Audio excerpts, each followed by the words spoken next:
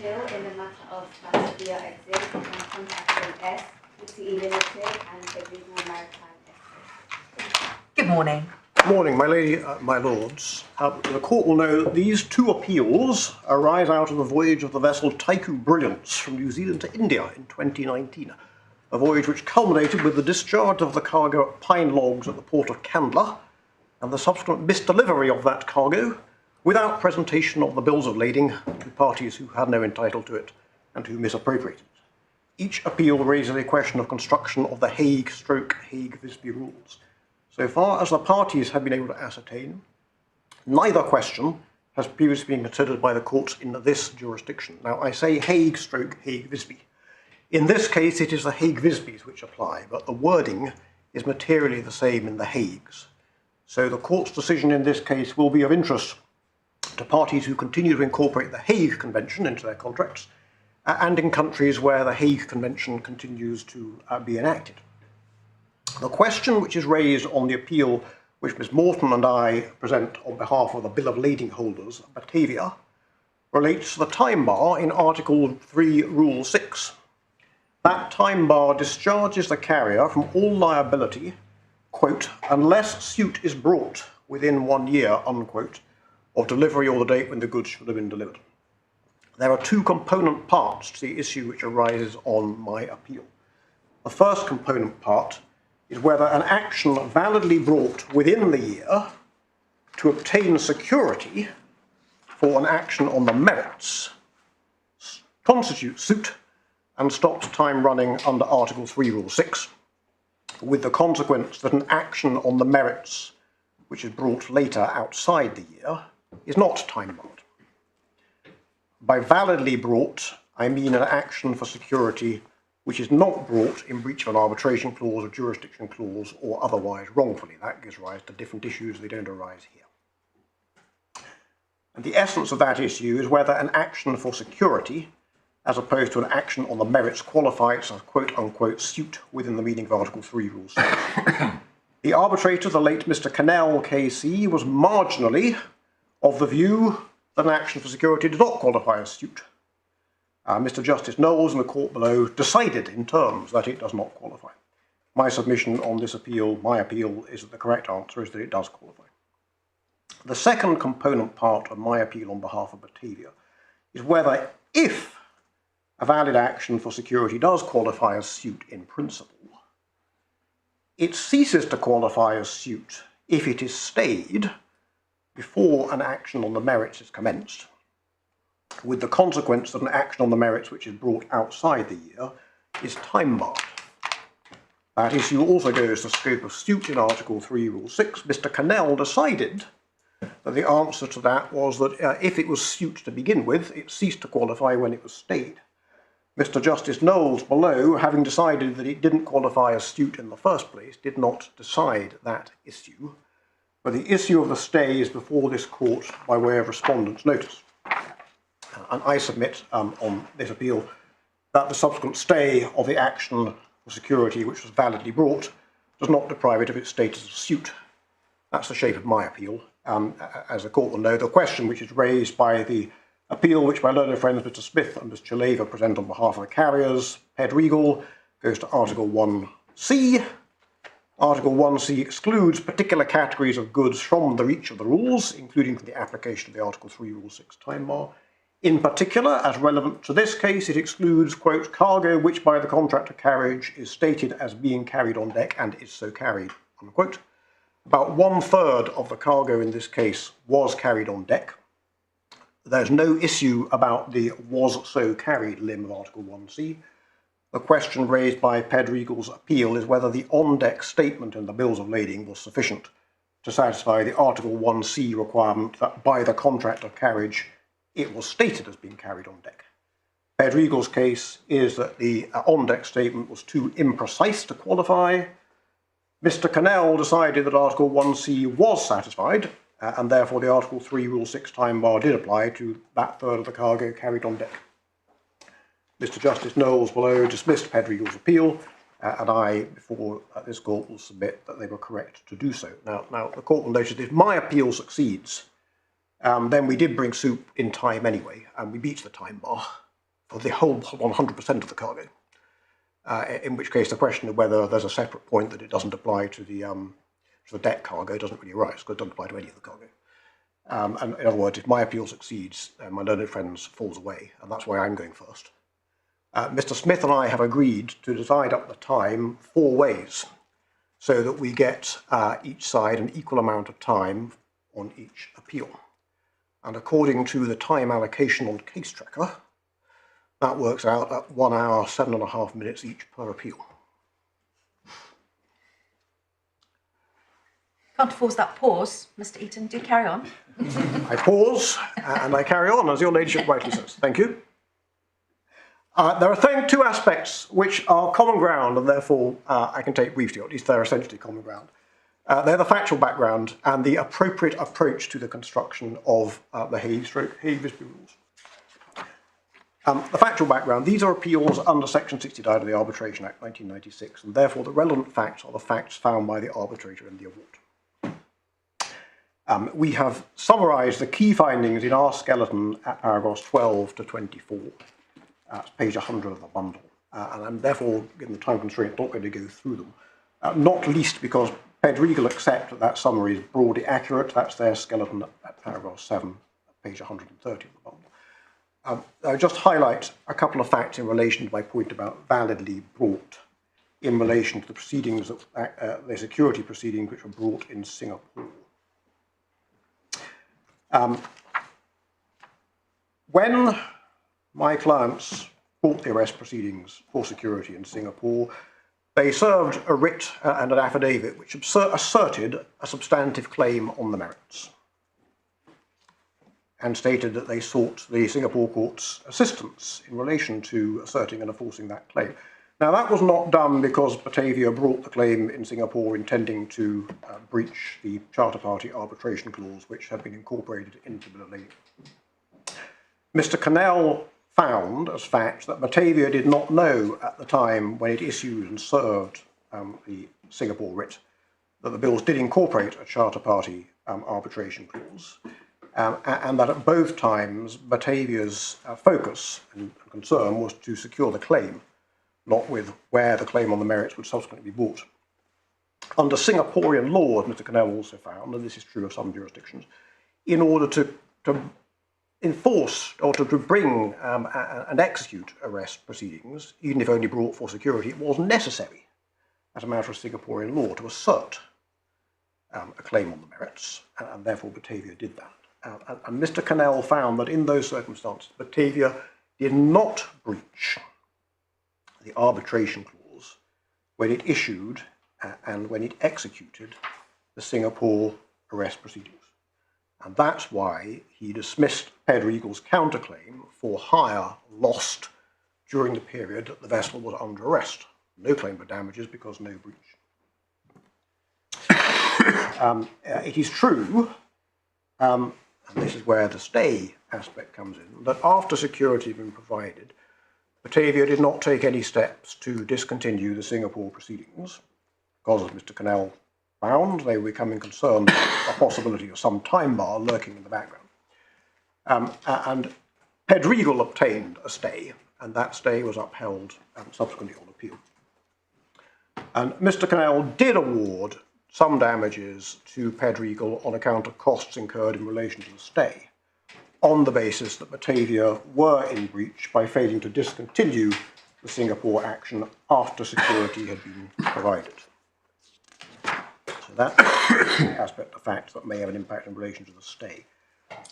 The proper approach to construction of the rules, we've addressed this in our skeleton at paragraphs 39 and following, page 104. Pedregal's skeleton at paragraph 14, page 132, makes the same principal points. Just to very briefly summarise. Section 1 to 2 of the Carriage of Goods by Sea Act 1971 incorporates the Hague Visby Rules as part of English law. But the background to the Hague Visby Rules is that they are an international convention. And therefore the principle in Stagline and Foscolo Mango, restated by the Supreme Court in the CMA CGM Libra and in the Giant Ace, applies. And the basic principle is that international conventions incorporated English law in general, and the rules in particular, which were under consideration in the Giant Ace, should be interpreted by reference to broad principles of construction or general acceptation, as it was put in Foscolo Mango, not by reference to any narrow domestic law principles. And as to where broad principles of general acceptation may be found, one answer to that is the Vienna Convention on the Law of Treaties 1969. The general rule of interpretation stated in Article 31(1) of that convention is that a treaty shall be interpreted in good faith in accordance with the ordinary meaning to be given to the terms of the treaty in their context and in the light of its object and purpose. Article 32 specifically permits recourse to the travaux préparatoires to either confirm the meaning which has been determined by applying the general principle in Article 31, or to determine the meaning if the application of Article 31 leaves the meaning either ambiguous or so manifestly absurd or unreasonable that it can't be correct. Now, the approach to the travaux, particularly in relation to the Hague Visby Rules, stated by Lord Steyne in the Giannis NK and endorsed in the CMA CGM Libra, is that the travaux may be treated as determinative of the question of construction in an appropriate case, but only if the travaux clearly and indisputably point to a definite legal intention, and as it's been put colloquially, only a bullseye counts. I just asked the court to note that the context for that bullseye statement is when it's permissible to treat the travaux as quote-unquote determinative of the question of construction. That is to say, does it actually in the travaux, can you find the answer? Even if the travaux do not disclose a definite legal intention in that way and provide you with a bullseye, it may still be appropriate to have recourse to the travaux under Article 32 to help identify the object and purpose of the convention, which is part of the Article 31 general principle of construction. And although I'm not certain we've got it in the admittedly large bundle, the recent Supreme Court decision in the Polska and Jakubowski case confirms that you can look at a travaux for background, object and purpose, even if you don't have a bullseye on what does the treaty actually mean. This is Lord Hamlin's. That is Lord Hamlin in one of his many recent judgments on the application of the convention and the interpretation of treaties. Yes, my lord. And there's that slightly strange idea that even in confirming the meaning, you can use it to support an argument. Why one needs to rely upon it to confirm the meaning, if you have ascertained the meaning as a matter of ordinary language, I agree with your lordship, is what your lordship is suggesting. It seems a rather odd idea. But there we are, it's what the convention says. If as a matter of ordinary language you come to a clear conclusion, you can look at the travaux to confirm it and it says you're right. Terrific. If you come to a conclusion but you think this is what it means as a matter of ordinary language, but it can't possibly be right because it's ridiculous, you can look to the travaux and the travaux may tell you that you're wrong. Presumably it will if the conclusion you come to is utterly ridiculous. Or you can look to the travaux not to determine the question, but to ascertain the object, purpose and background, which then feeds you back into the Article 31 general principle. There you're not relying upon it as determinative. It's just informing the application of the general principle, and you don't need a bullseye at that point. Yes, if you rely upon something to support an argument, that sounds like the iterative approach we use for determining the correct interpretation. But there we are. That's what the Supreme Court said. That's what the Supreme Court says, my lord. It's not suggested here on either side that the travaux provide a bullseye. It is not either question. It is not suggested on either side or either appeal that they provide a bullseye. It is, I think, suggested on both sides, perhaps on both appeals, that they show some pertinent background which might inform the iterative process, as my lord puts it, at the Article 31(1) stage. But no bullseye is suggested anywhere. Your lordship is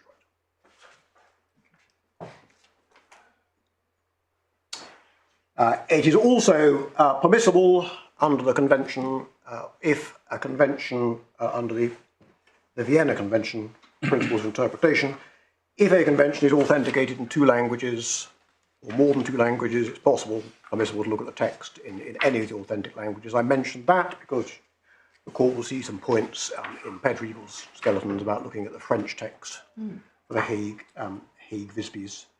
I would just point out that although the Supreme Court and the CMA CGM Libra did confirm it's possible to look at the French text of the Hague Visby Rules, they did also quote Mr. Justice Devlin's warning in Pyredi and Scindia that the court should proceed with caution unless it's assisted by French legal experts. And Aikens, on bills of lading, which we have at tab 46, paragraph 1112, quotes Lord Mustall in his celebrated 1972 article on the Hague Visby Rules, saying that the French text tends to obscure rather than illuminate the meaning of the English version. And my submission would be that you don't really get much assistance out of the French text in this case. It is rather curious because the Hague Rules appear to be written in French, with the French as the authentic text, although there wasn't an English translation approved by the convention. Whereas the Hague Visby Rules seem to be written in both languages. Is that right? My understanding is that the Hague Convention text is, as your lordship says, a French translation of an English version.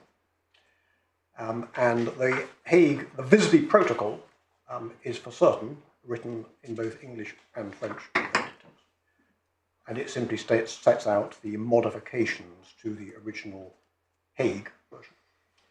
And then, to the extent that it has a bearing, your lordship bears in mind that, formally speaking, whether one was looking at the Hague Rules under the 1924 Act or the Hague Visby Rules under the 1932 Act, the court is concerned to construe an English statute, and the version of the rules which appears as a schedule to both statutes is in English, not surprisingly.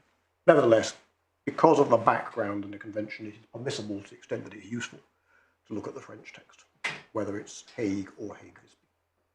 And forgive my ignorance, what is it that means the Hague Visby Rules apply to these bills of lading? Is it because they're governed by English law? No, my lord, it's because they left a port of New Zealand. They were shipped from New Zealand. Yes. And therefore the bill of lading is issued in a contracting state. And therefore, under the 1972 Act, bill of lading issued in a contracting state is subject to the rules as a matter of substantive English law, not a matter of contract. It's a matter of English law by statute. Thank you. I mean, it's clearly open to the parties to incorporate the Hague Visby Rules in any shipping. It is, and the Act permits that.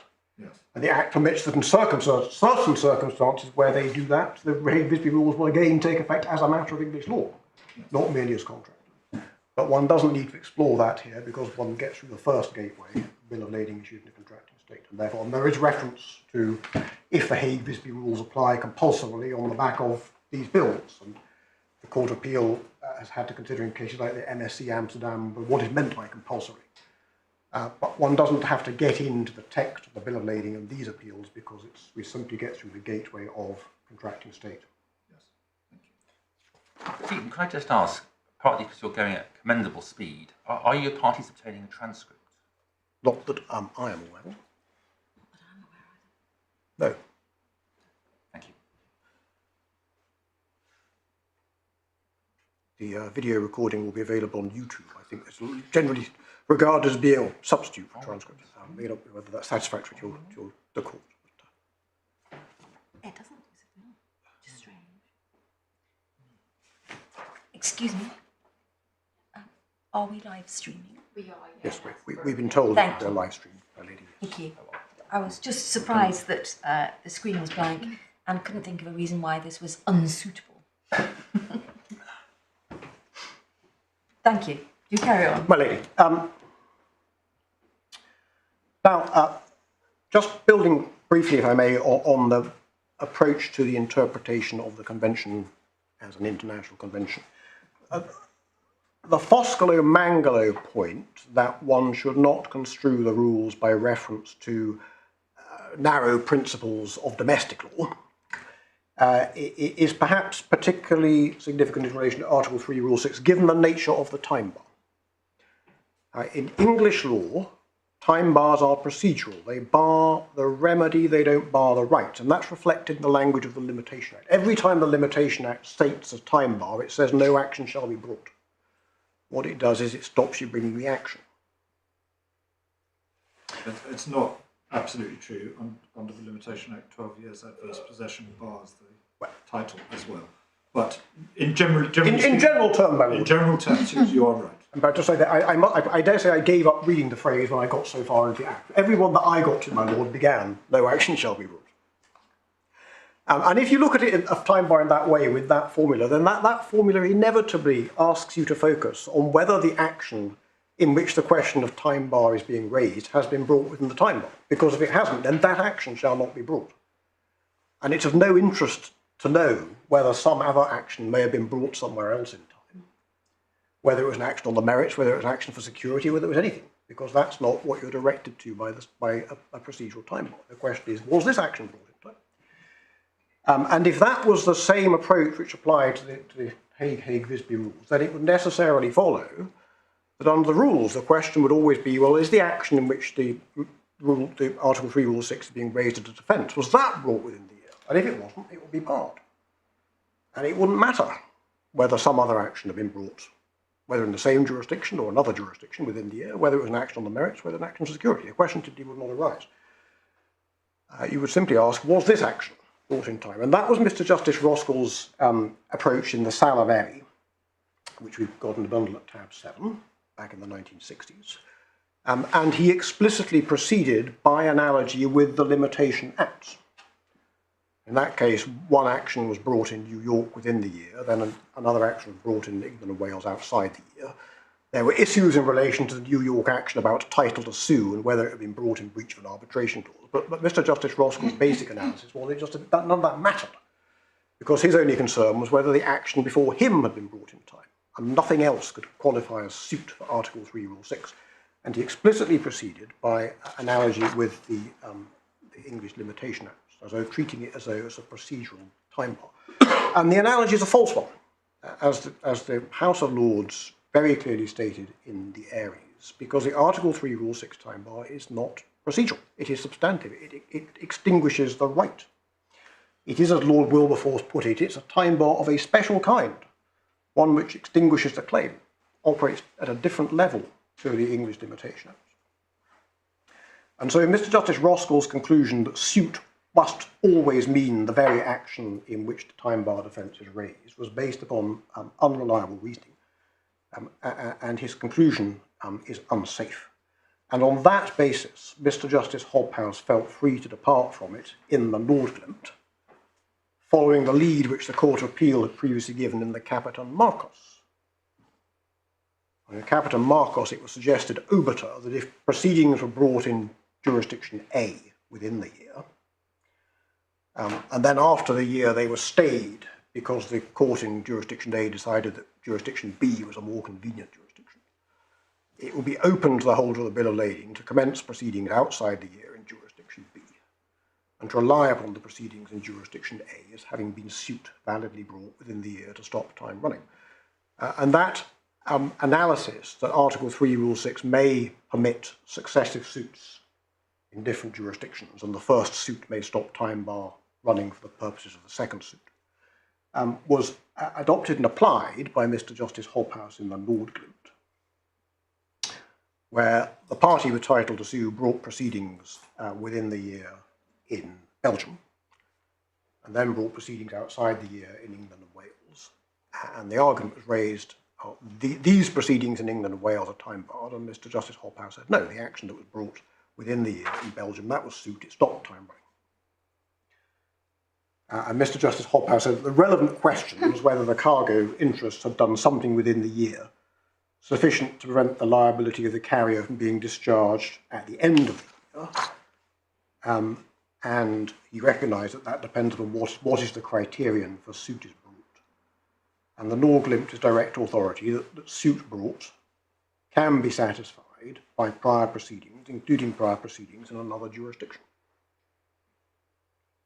Now, obviously, the Nordglimt is not binding on this court, but Mr. Justice Hobhouse's analysis was endorsed in the Amazona in general terms, and that's in tab 15 of the authorities bundle. And that analysis is acknowledged by the textbooks as representing the law, with no apparent questioning of its correctness. And a number of first instance decisions proceed on the assumption, the basis that it's correct, such as the Haffelt, the Finrose, the Golden Endurance, the Al Hardy. The essence of the first component of my appeal is whether that Nord-linked analysis, that suit can be satisfied by a previous action in another jurisdiction, extends to the case where the first action is an action on the merits, and also to the case where the first action is an action for security, or whether it is restricted to the case where the first action is an action on the merits and excludes the case where the first action is an action for security. Pedregal's argument is that there is such a restriction, and in my submission, there is not. And we make broadly 6 points in favour. And given timing constraints, I will take them, I'm afraid, relatively quickly, but we set them out in full in our written submissions.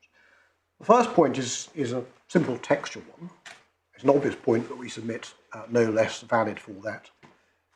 If the drafters intended to convey, in good faith and as a matter of ordinary meaning of language, and in the word of Article 31.1 of the Vienna Convention, that suit was restricted to substantive action on the merits, then they could very easily have said that, and they did not. And that's reinforced by the point which we make in our skeleton at 53, page 106. There's an early draft of what became Article 3, Rule 6, or an early suggestion for what ultimately became Article 3, Rule 6. In the Trab O, page 53 of this Professor Berliangeri's book, which is at tab 50. And the formulation which was put forward at that stage was, in no event shall either the ship or the carrier be or become liable with respect to loss or damage, apparent or not apparent, unless suit be instituted to recover therefore within the year. Now that, to recover therefore, plainly I would suggest, as a matter of ordinary language, is contemplating substantive proceedings on the merits to recover compensation or other relief for loss or damage. Now, that proposed language was not picked up in any way, shape or form, and nothing like it appears in Article 3, Rule 6. That formulation used the word suit. The word suit appears in Article 3, Rule 6, but there is no to recover, therefore, there is no equivalent or similar wording which would serve the same purpose of restricting suit to an action to recover compensation, to a claim on the merits. Could you give me a reference again to where we find that in the Trab O? My lord, my reference is Professor Berliangeri's book, I hope, is at tab 50. My bundle authority stops at tab 49. Oh. Well, that is possibly because there in the hard copy bundle there is no tab 32. Well, there is a tab 32, but there's nothing in it. And therefore it is possible in the electronic bundle, the final tab, which is Professor Berliangeri's, is tab 49 rather than tab 50. In which case, I fear it may be necessary to adjust the number of my references by one tab, and I hope that isn't... What's the page number of the bundle? And I find the page number of the bundle is 841, my lord. And it's the upper part of that page, and the chairman proposed some text. So it appears to some extent to be an off-the-cuff proposal. It was never taken up. But what's pertinent about it is the wording. Yes. Is clear. To recover, therefore, there'll be no argument that that means a substantive action on the merits, and it's not taken up, and nothing like it is taken up. And as I say, it's an obvious point, but nonetheless good for it. It could easily have been done if that was intended, and one sees from that proposal how it could have been done. There could have been many other ways it could have been done. It wouldn't have been complicated. If it was Didn't know what we draw from it though, because does this mean that they decided not to do that, or that that's what they meant? But if, my lord, if they meant it, it's strange that they put in different wording. And the simple point I make is that it could very easily have been done. It doesn't take a lot of imagination to see how it could have been made explicit. That's just an example why I put it forward. I can see if there was further discussion where it said, well, actually, we don't want to do that. We want to do something different. And Yes. but if they don't say that, then one just doesn't know what the reasoning is. No, but one knows what they ultimately came out with. And the point is that what they ultimately came out with, certainly as it's a matter of ordinary language, does not restrict suit to suit. It seems to be one sort of almost using a process of interpretation of the travaux then, aren't you? In saying, well, because they said this and they didn't end up with that, then then the answer is that they must have meant something different. No, my lord, I don't do that. I don't. I mean, that would be. I appreciate that would be a process of. All you're really doing is illustrating how easy it would have been. My lord is right. I simply take it as an illustration of how it might have been phrased if that was the intention, and one could come up with other illustrations. But it's always the case when a question of construction comes before the court, which raises arguable interpretations that both sides can say. If you'd meant that, you could have said it. I appreciate that, my lord. This is Lord Justice Lewison's point in his book about why just say it. Sometimes it's not a very strong point because everybody can say, well, why didn't they just say it? And I do appreciate that. But I do submit that it's a particularly clear case where it could have been very easily expressed if it was intended. And the ordinary meaning of the words which were used does embrace, in my submission, and clearly embraces an action for security. And Mr. Justice Knowles accepted that. And I would submit that he was right to do so. That's the judgment at paragraph 17. As His Honour Judge Diamond said in the case of the levy, which is tab 17, I hope, Article 3, Rule 6, it's expressed in non-technical, general language. And that perhaps reflects the ordinary language approach which one sees in Article 31.1 of the Vienna Convention. As a matter of ordinary language, suit, my submission quite plainly extends to an action on the merits. Next point, which is also textual, given timing I will take this very briefly. As we pointed out in our skeleton at 47, there is in the English text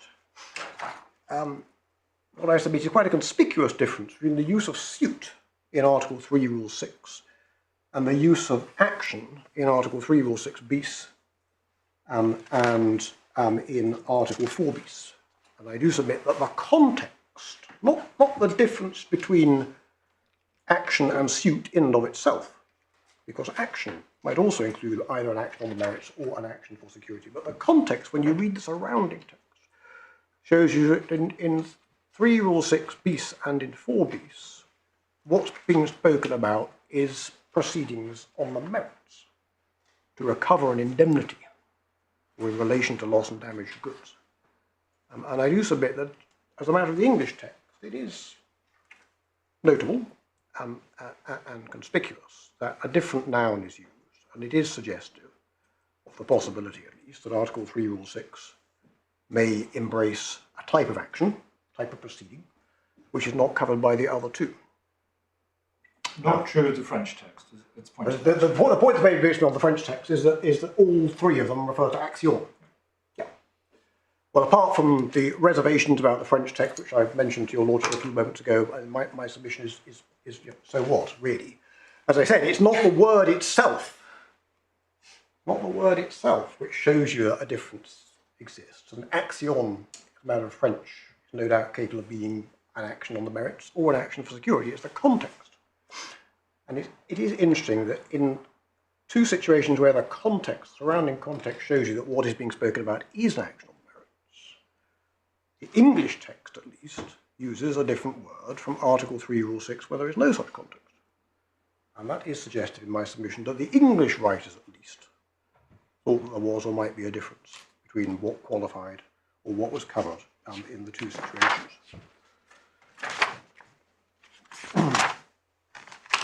The next point, which is also contextual, is this. Apart from the nature of the time bar being extreme in that it extinguishes the right can't be relied upon by set-off or anything else, it just disappears. It doesn't just bar an action, it prevents you relying upon it by way of defence.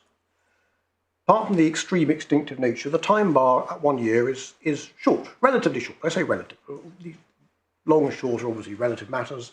And Dr. Foxton, KC as he was, made the point in the Al-Hani that before the Hague Rules came along, carriers sometimes imposed time bars that were even shorter than a year. Now, obviously it's relative, but 1 year, there's no doubt about it, it is relatively short compared to the 6 years, which is the default in English law. And I do submit that that has potential practical implications which favour adopting a flexible approach to what qualifies a suit and stops time running.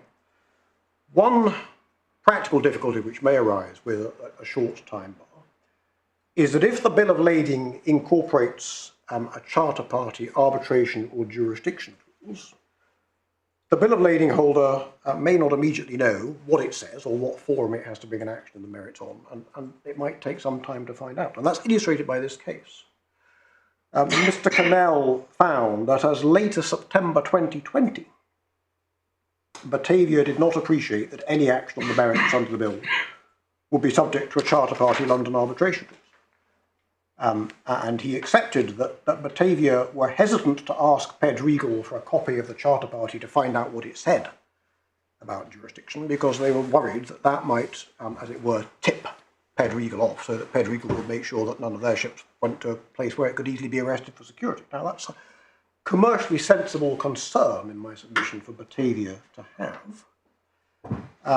It dovetails into the second practical point which we make in our skeleton at paragraph 71, which it may be futile for the bill of lading holder to bother commencing a cargo claim on the merits, substantial claim for damages, against a one-ship company within a year or after a year, unless they can get security first.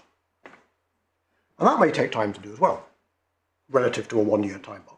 You know, to follow ships around the world and arrest them in an appropriate location. It was close to the end of the year before we were able to arrest Navios Koyo in Singapore. But why does that really help us at all when we're construing this provision? Well, it is what it is. Presumably it was intended commercially to be short so that people would get on with their business one way or another. How I can quite see that it's difficult for players in the market in the circumstances, but Mr. Eden, does that help us at all? Well, your ladyship, to some extent, paraphrases my learned friend who said, well, there we are, that's what the Article 3 Rule 6 says, it is what it is, and this is all inherent in the 1 year time bar. But I'm concerned about how we attach your argument to a legitimate means of construction. What I submit, my lady, is that these are real-world practical factors and considerations which militate against construing Article 3 Rule 6 in a way which effectively compels the bill of lading holder into bringing an action on the merits within the year, regardless of whether or not it has obtained security. So even though the action on the merits and the costs and time incurred may turn out to be completely fruitless, and regardless of potential complications arising from an incorporation of a charter party arbitration clause or jurisdiction clause governing a claim on the merits. These practical considerations are militated by what, in my submission, will be a pragmatic commercial interpretation under which an action to get the security to make the action on the merits worthwhile, an action which is not within the charter party arbitration or jurisdiction clause should qualify as suit to stop time running. What do we do with what appears to be the historical fact that this 1 year was seen as a win for cargo interests in 1924? No, well, that's Dr. Foxton's point in the Al-Hani, as he then was, and it is true. And there were shorter time periods than that, at which point the difficulties would have been even more extreme in obtaining your security before the time expired. When there was complete freedom of contract, the owners would stipulate you had to bring a claim within 30 days. Some ridiculously short. Complete freedom of contract, the owners would say, we're not liable anyway. Yes. But even if we were, you'd have to bring a claim within. And your lordship is right, what one has in the rules is a compromise. And to some extent, the whole of the rules represents a compromise between the different interests. On the one side, the cargo interest, and on the other, the ship owning interest, etc. The basic scheme is ship owners can't exclude liability, but they're limited to a certain monetary amount, and in return, the cargo interests have a whole year in which to bring a claim. They have a whole year in which to bring suit. Concerned with Whatever suit means. Yes. And I do submit that I take on board your Lordship's point that if total freedom of contract pertained, and the practical difficulties which I have highlighted, they might be even more extreme. I appreciate that. But nevertheless, when one bears in mind that it's considerably shorter time bar than the standard 6 year in this jurisdiction, these practical problems do arise, and they are militated by what I submit is a construction which fits perfectly well with the wording, that the action for security, brought outside the arbitration or jurisdiction clause, to obtain security to make the action on the merits worthwhile, that itself qualifies as suit and stops time running. And as I said already, that fits perfectly well with the words. And those reasons I submit suggest that it also makes perfectly good commercial, practical common sense. The next point, the object and purpose of Article 3, Rule 6. Now, we got to number 4. Well, I've written it down as number 5, my lord, but I believe I collapsed 2. That is why I've not been reading the numbers out. 4, anyway. If I am right that I have collapsed 2, then we are at number 4, my lord. But I've deliberately not been saying. Object and purpose, yes. The object and purpose. And now, it's been stated and restated in many cases. A number of the quotes are summarised in the giant ace. And the purpose, in general terms, is, as was said in the Ares, to enable the ship owners to clear their books after 12 years, finality, ensuring that the need for factual investigation is identified reasonably close in time to the events which have to be investigated. That's what was said in the giant ace. 12 months. 12 months. Now, This is not land. it logically follows from the purpose that, in my submission, that suit must signify something which puts the carrier on notice that it is not safe for it to close its books at the end of the year. And an action on the merits, commenced from the year, does that. In my submission, so does an action to obtain security for an action on the merits. So a carrier which is confronted within the year by an action to obtain security for an underlying cargo claim is reasonably put on notice that it is not safe to close its books. And if the carrier nevertheless chooses to close its books at the end of the year, it does so at its peril. We dealt with this point in our skeleton around paragraph 57.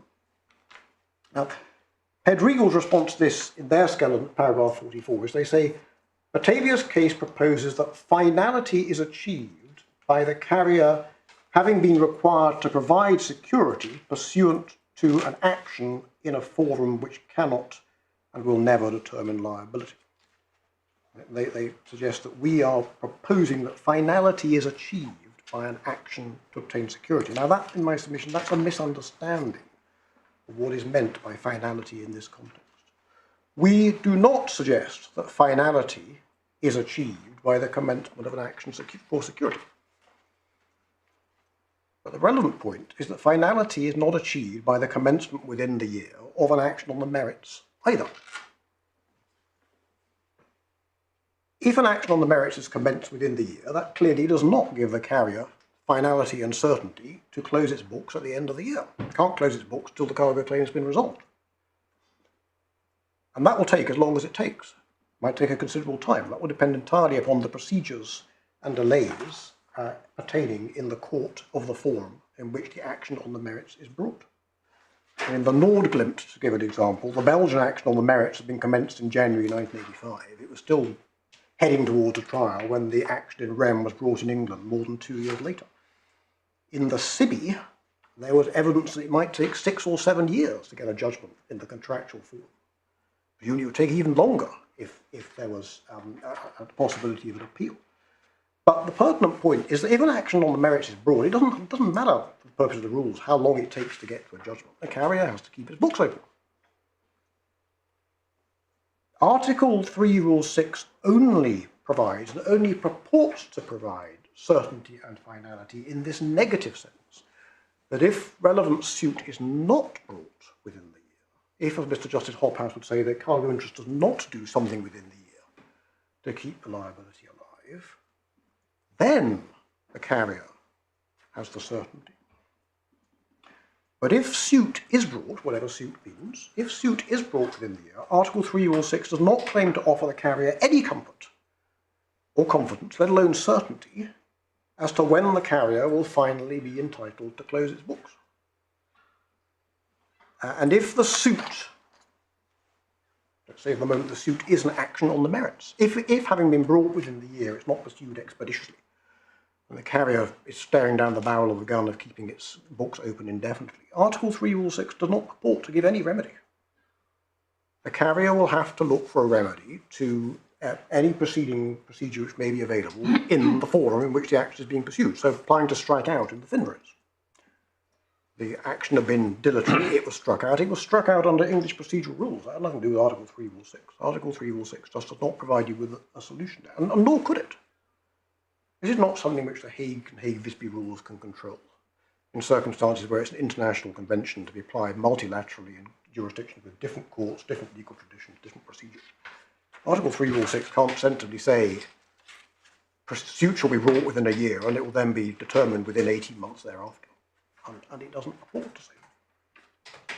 I understand entirely that if you bring an action on the merits within the year, it's up to the procedural rules of the forum as to how quickly you have to get on with it. And you might be stuck with a suit in Pakistan where it takes 7 years to get to judgment.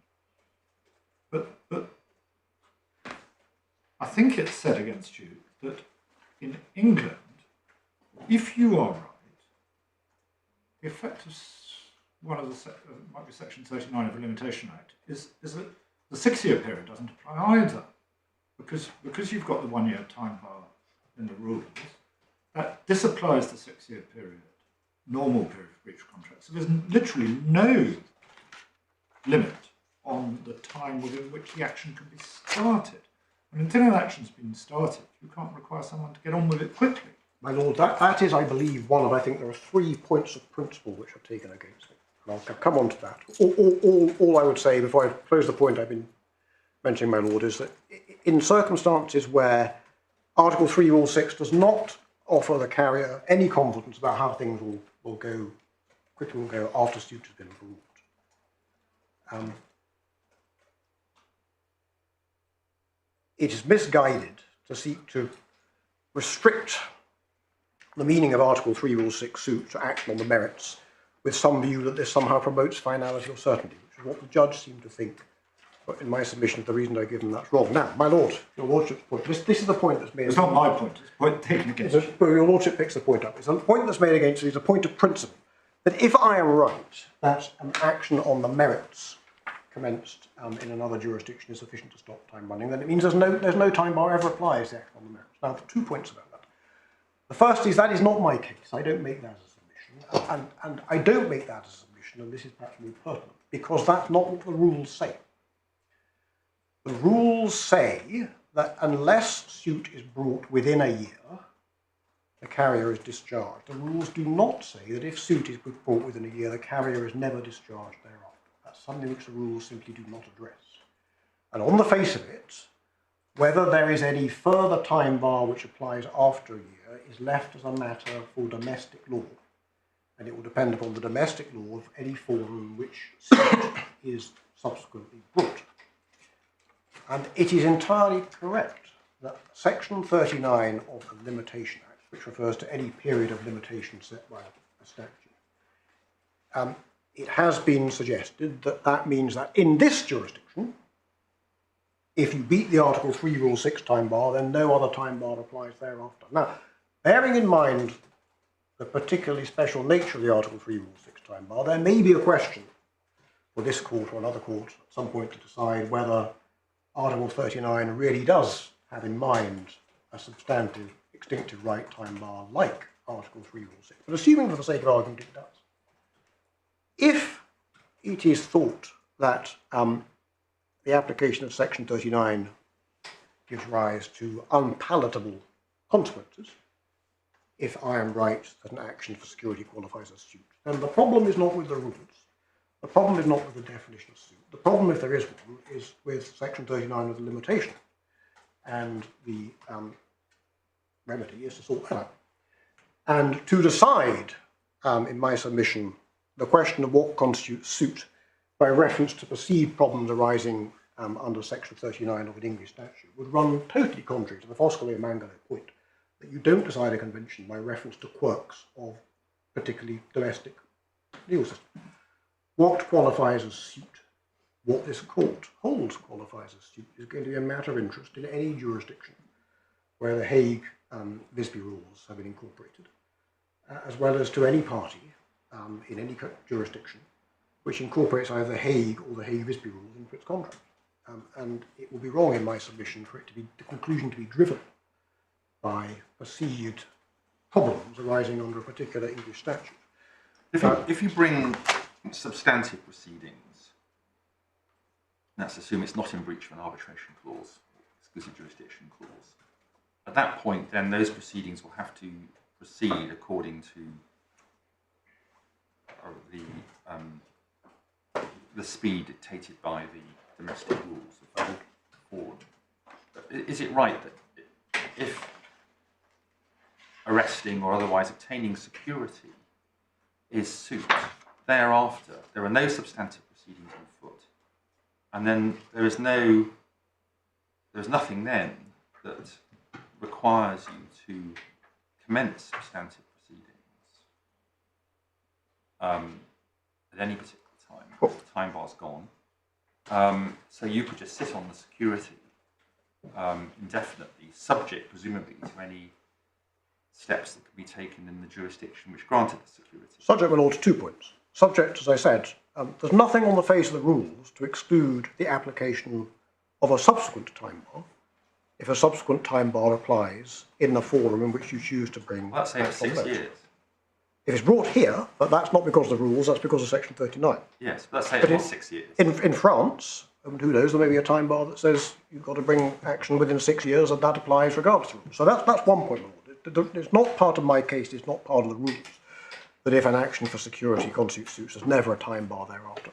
The second point is, as your lordship says, I mean, if security is obtained, and then the claimant just sits on the security and says, I have no intention of particularly pursuing an action on the merits, you'll have to pay me some money in order to get this security released, then it's open to the carrier to seek a remedy in the court which granted the security, and to argue, as well perhaps argue here, that the security is being abused, that the security should be released.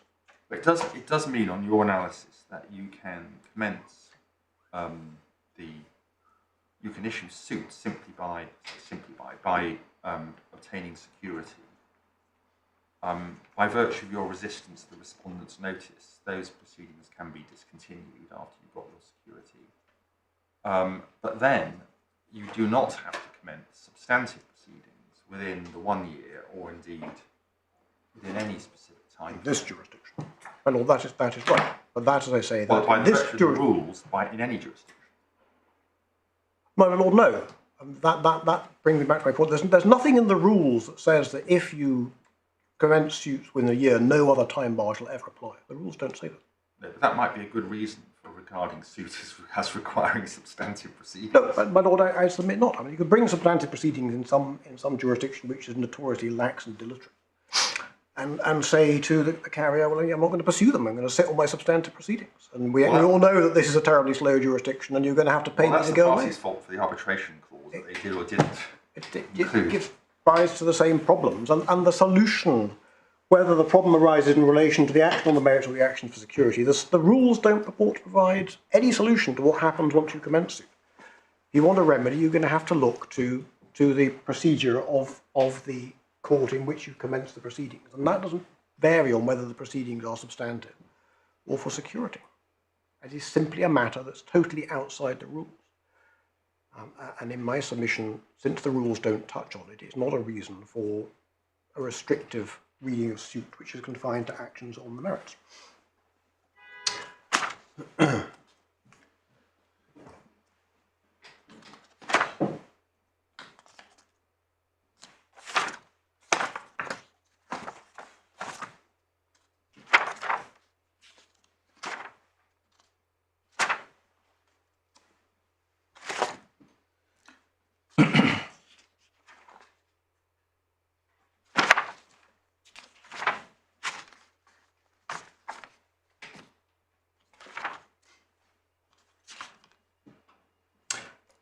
A third suggested point of principle, I think, which is put against me.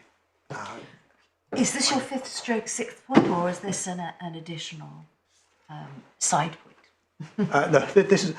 I've rather jumped ahead, my lady, to points of principle. Yes. As opposed to, as your ladyship knows, that one thing that's put against me in my learned friend skeleton is a raft of citations from mostly first instance judges in various English cases, referring to Article 3, Rule 6 in terms which, on the face of it, may appear to suggest that it's directed to action on the merits. And your ladyship knows that what we say about that in broad terms is the quid and lethal point. You've got to regard all these dicta in context. And there is no case we submit, I mean, it's absolutely clear that we're right about that, there's no case which has grappled with this point in this jurisdiction before, or purported to decide it. And so, in my submission, no weight attaches to those. And I've been talking about what points of principle might be put against me as opposed to that. Now, one of the points of principle definitely put against me is the Section 39. One point of principle which has been put against me is similar to a point that my Lord Justice Phillips has been making, is that commencing an action on the merits as opposed to an action on for security, there's a sense in which you're getting things going in doing that, and as the judge said below, you're heading towards finality. But in my submission, that's not true, because the example I gave to Lord Justice Phillips, if you commence proceedings on the merits, on an action which is which is notoriously dilatory, you may be slower getting things going and getting towards finality than if you bring an action for security and then bring a subsequent action on the merits in a less dilatory form. And a third point of principle which is put against me is that it is submitted that because Article 3, Rule 6 discharges the carrier from liability, that's the effect of failure to bring suit, there's an inference that suit must mean an action to determine questions of liability, and therefore it must mean an action on the merits. I submit that it's simply a non sequitur to argue that one can reason backwards from the consequences of failing to bring suit to define what constitutes suit. If Article 3, Rule 6 expressly stated in terms that an action for security qualified as suit, it wouldn't, in my submission, be incoherent, it would not be an abuse of language, there'd be nothing wrong with that if it was expressed. There is no conclusion to be drawn from the consequences of failing to commence suit, that suit must mean an action on the merits. It is true that there is a dictum in the Capital Marcos, which is cited in Pedregal Skeleton at paragraph 23, which says that discharge from all liability must mean discharge from liability under the rules, and unless suit is brought must therefore mean unless suit is brought to establish liability under the rules. That is obiter. Lord Justice Parker. That's Lord Justice Parker, my lord, and it has not stood the test of time, as my lord knows. In the Golden Endurance, it was put to your lordship that an action on the merits under the Hamburg rules wouldn't qualify as suit, it had to be an action under the rules, and the Capital Marcos dicta was put to your lordship, and your lordship was not persuaded. Dr. Foxton in the Al-Hani decided in terms that Article 3, Rule 6 does not apply only to actions for breach of the rules.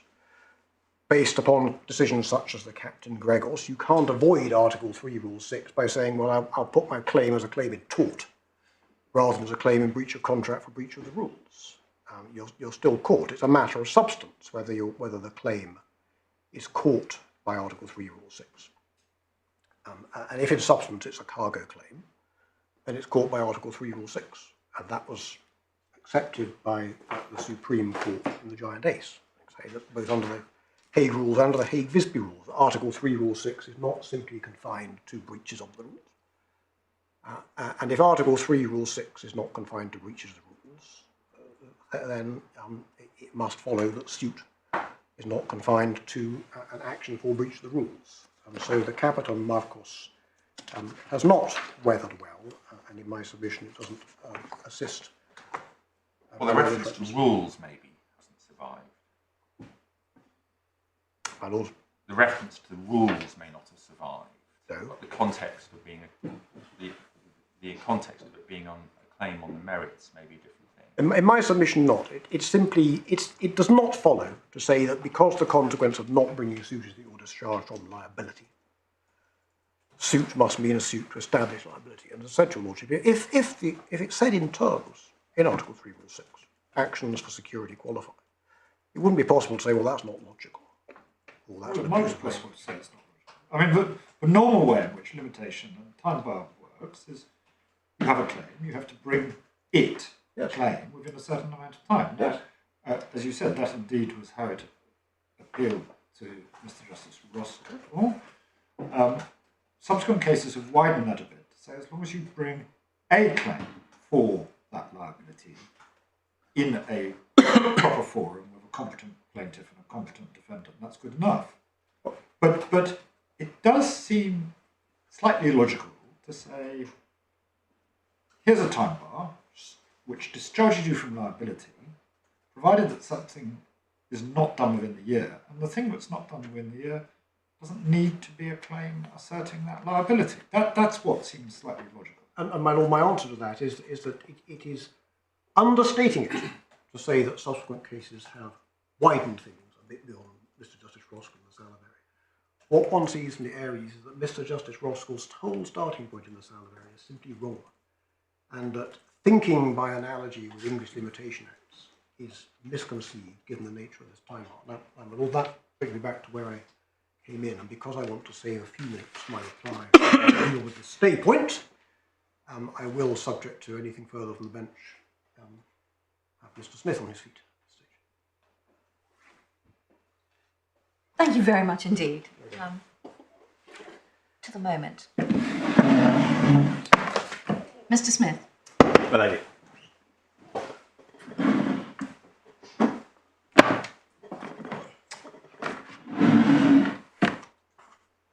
My lady, my lords, I intend to take matters in the following order. I'm going to address very briefly, firstly, the wording of Article 3, Rule 6. Then I'm going to address the purpose of Article 3, Rule 6. After that, the authorities. And finally, time permitting, some of the contextual points relied on both by my learned friend and indeed by myself.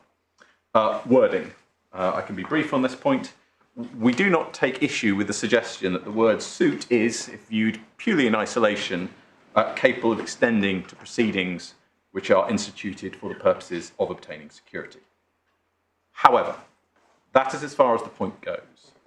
It is clear that Article 3.6, the word suit as used therein, does not have such a broad, unlimited meaning. Firstly, it obviously just can't be any suit. It must be conceded necessarily that there has to be some nexus of some sort between the suit and the carriage under the bill of lading itself. Secondly, and as we've set out in our skeleton argument at paragraphs 19 to 20 thereof, there are various cases which establish very clearly that it is not just any suit. Firstly, we know that a suit must mean a suit by the right claimant against the carrier. Secondly, it is well established that suit means suit in a competent forum. Proceedings of any sort brought in breach of a jurisdiction or arbitration clause do not constitute suit. And all I rely on those points to make is, well, it simply follows necessarily from that suit simply does not and cannot mean any legal proceedings of any sort. Instead, the term suit, as it's used in Article 3, Rule 6, only encompasses certain types of legal proceedings. And the question for this court is, well, once that's accepted, what kind of proceedings exactly are captured? And we say the answer to that question lies in the purpose behind the provision. And so that leads me on to the second stage of my submissions, purpose. It's common ground between the parties, and you've heard from my learned friend Mr. Eaton, that the purpose, as well established, is to protect carriers against stale claims. It is for finality and to enable the carriers to close their books. And what that means, and what the cases have said that means, that if the year period passes without suit being brought, well, that means that the need for the carrier to carry out factual investigations in the prospective claim is removed. And it can therefore close its books. Those investigations will never need to be performed. And such is the need for finality that, somewhat surprisingly, in the context perhaps of a time bar, normally the courts point the other way, there is authority to the effect that actually the court, if there is any doubt perhaps about whether a claim is time barred or not, the court should lean in favour of the finding that the claim is indeed time barred. And that was what Mr. Justice Tomlinson said in the Linea Naviera case, which we've cited in our skeleton argument at paragraph 19 there.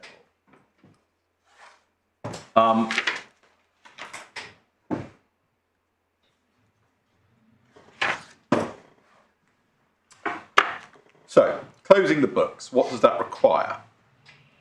We say that that requires substantive proceedings.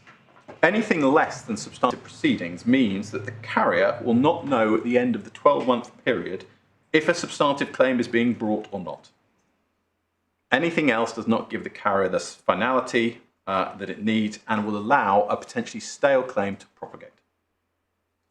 Now, consistent with this, various authorities have stated that the purpose of the time bar is not merely to have the prompt commencement of proceedings, but also the prompt pursuit of proceedings. And you can obviously only promptly pursue proceedings which are substantive and on the merits. And we can see that from the case of the Finrose, which is at page 574 of the authorities bundle. If I could just ask you to turn that up.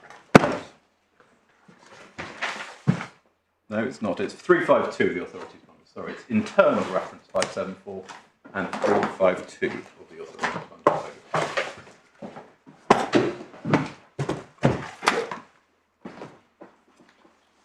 I will be coming back to the Finrose a bit later for my respondent's notice point about the first proceedings, if indeed my learned friend persuades you that security proceedings are suit, that they need to remain valid.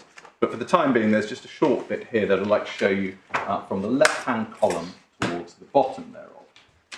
Sorry, so we're at 352. 352, milady, which should be internal reference page 574 of Mr. Justice Ricks's. Got it. And at the bottom, you have the kind of like the red and the black tram line of the left-hand column. Yes. And about 10 lines to the bottom. To permit fresh proceedings in any of these situations runs counter to the whole purpose of the rule, which is to ensure speedy notification of claims and the prompt pursuit of litigation. See the Lenny, which Mr. Justice Ricks cites 2 pages earlier, which refers to stale claims. I'm going to be showing you that in a bit. And then see the Colombiana case, which my learned friends referred you to, where Mr. Justice Roskill says, the crucial paragraph in the rule occurs in a rule whose purpose of which, in the brackets, is to protect ship owners from being subjected to claims for loss or damage to cargo which have not been promptly made and promptly pursued. So again, if that is the purpose, then that purpose can only be satisfied by substantive proceedings and not proceedings for security. Quite difficult to get that purpose out of the rules, which just tells you to ask the question, has suit been brought in here? It doesn't say anything about how quickly suit is thereafter pursued. I quite understand that may be the policy of the law, but it's quite difficult to get it out of the rules. I see that. You have to a certain extent, read and accept the fact that the purpose underlying Article 3, Rule 6 is to prevent the carrier being subject to stale claims.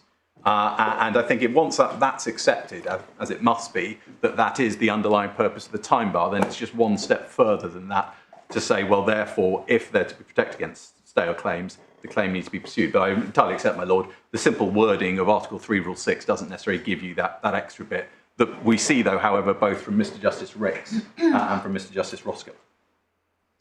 Now, against the above, Batavia are contending that security proceedings satisfy the purpose of Article 3, Rule 6. And Pedregal begged to differ for the following reasons. Firstly, it's inconsistent with the above authorities that I've just showed you. Secondly, is to consider the nature of security proceedings. Security proceedings can be commenced by the issuance of an in rem claim form anywhere in the world against either the vessel, which is the subject of the claim, or even against a sister ship. Such claim forms are typically valid for a period of 12 months. That's the period as a matter of English law. Such claim forms are typically fairly easy to renew, unlike perhaps that under an in personam claim. Position as a matter of English law is that if the relevant vessel does not enter the jurisdiction within a period of 12 months so as to give an opportunity to arrest, the claim form can be extended. So what that means is, again, at least again if English law is kind of like looked at, the claim form can be issued in a location, and if the vessel has not visited there, can be extended indefinitely. Excuse my ignorance, Mr. Smith, but we haven't actually got the Singapore proceedings in the bundle. What does it look like? What does the writ look like? Does it name the vessel that you want to arrest? Does it name the defendant? We don't have the documents, and I can't say if I'm recalling this from memory of these documents or other Singaporean documents, but they name the vessel as the defendant. It'll say the vessel, or the owners and or demise charterers of the vessel. And when you say a sister ship, that's one which is in the same ownership, or, yes, or possession, or the same ownership. Same ownership. The same ownership. There is English jurisdiction, and Singapore, which is modelled on English jurisdiction, allows for sister ship arrest, but the requirement there is it must be in the same ownership. Though I do think, though, that that's not just legal ownership, it also extends to beneficial ownership. So Pedregal Maritime was the owner of the Navu, whatever it was, the sister. Navius Coyo, yes. Yes. Thank you. Yes, whether beneficially or legally, but yes, well, I don't think any point was taken to suggest that it wasn't a legitimate sister ship, so that could be the target of an arrest. So does it follow that Mr. Eaton is right, that once you've arrested a sister ship, the carrier under these bills will know that a claim has been asserted, in the sense that in order to arrest you have to say, I've got a claim against? Well, the carrier will know, assuming that the cargo claimant is obeying the arbitration agreement, that all is being done is that proceedings have been brought for security and security alone. It may also know, if it speaks to its Singaporean lawyers, that whilst those proceedings appear to be attached to a substantive claim, nonetheless that is only because as a matter of Singaporean procedure, such a substantive claim needs to be brought in order to obtain the arrest. But the carrier will also know, again, if it's properly advised or apprised of the position as a matter of English law at least, that once security is provided, those substantive proceedings cannot be pursued any further. So the carrier doesn't, in fact, know that substantive proceedings that are going to be pursued have been commenced against. Only can't be pursued any further because that would be a breach of the arbitration agreement. My lady, yes. Sorry to interrupt you. No, not at all. But presumably, in order to get an arrest, you need to assert you have a claim against the carrier of some sort. Yes. Yes. So, Mr. Eaton said, well, once you've got the suit for arrest, you know that the cargo interests are interested in pursuing a claim against you. Well, yes, but the same would be true if you had a letter of action from the relevant cargo interests, and that's not good enough for the rules. It's not good enough to know that the cargo interests have intimated a claim against you, may or may be very likely to intimate a claim. They must bring that substantive claim against you. That is what stops time from running. And obviously my learned friend can't rely on the fact that in this case he did bring a substantive claim because he knows perfectly well his clients weren't allowed to pursue that because it was a breach of contract for him to do so. And it's just a slight oddity of English law where they say, well, okay, strictly speaking, your bringing of a substantive claim somewhere like Singapore is a technical breach of the arbitration agreement because you've said you won't do that. Practically speaking, because that is just for the purpose of obtaining security, and you can't obtain security any other way other than doing that, at least in Singapore, we will allow that and accept that that's not a breach, at least as and until you then pursue those proceedings beyond what is necessary for the purpose of obtaining security. So it doesn't indicate to a party in my client's position that here are the substantive claims and now it's definitely being pursued against you. It's just an indication that the cargo claimant may be bringing a claim, and in that sense, no different to a letter before action. Well, for example, if a substantive, just a simple substantive claim had been brought in Singapore, that would obviously put the owners on notice that there was a claim made, but it wouldn't have counted. It wouldn't count, exactly. So you presumably say, well, it can't be right that if you can't bring a substantive claim, by bringing a non-substantive claim, you've satisfied the time requirement. My lord, yes. And just the fact that as a procedural oddity, there is a substantive claim to allow you to bring that non-substantive claim can't change the analysis either. But yes, my lord. And obviously, well, as I say, one of the differences here between in rem claims, as I've said, because it can be extended indefinitely, is unlike an in personam claim, where if you issue an in personam claim, again, at least as a matter of English law, the claimant is required to take positive steps to serve it. And if it hasn't taken positive steps to serve it, it won't get a renewal of the claim form. The same is not true of an in rem claim form in the sense that if the vessel doesn't come into the jurisdiction, the claim form can be extended and the claimant isn't required to look for the vessel overseas because you can't serve an English in rem claim form on a vessel, say, in a port in Singapore. So that's the key. Presumably, if the vessel does come into a jurisdiction and you take no steps to serve it, you can lose your right to an extension. Yes. Yes. That's right. And it's also important to note in this context about the idea that an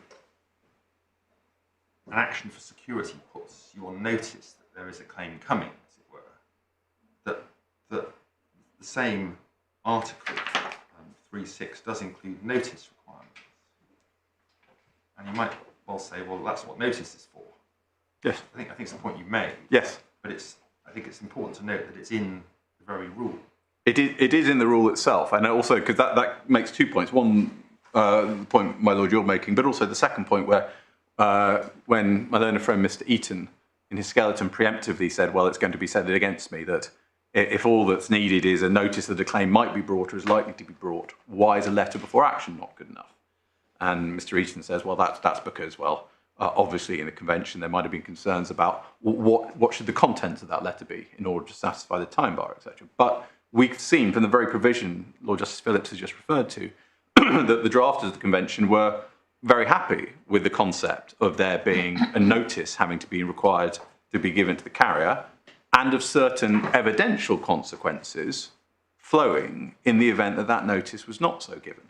And indeed, we would say it's actually, whether you're talking about conventions such as this or general contracts, commercial contracts such as shipping ones, it is not unusual to have a time bar which is satisfied not by the commencement of proceedings, but by notification. It's quite a common concept. So the idea that actually the drafters of the convention would have had some difficulty with such a concept if they had wanted just to say that the carrier is to be treated as on the hook once it has notice of an intention to bring a claim, there would be no difficulty in the drafters having that. And as Lord Justice Phillips has already said, there is a provision to that effect earlier on in Article 3, Rule 6.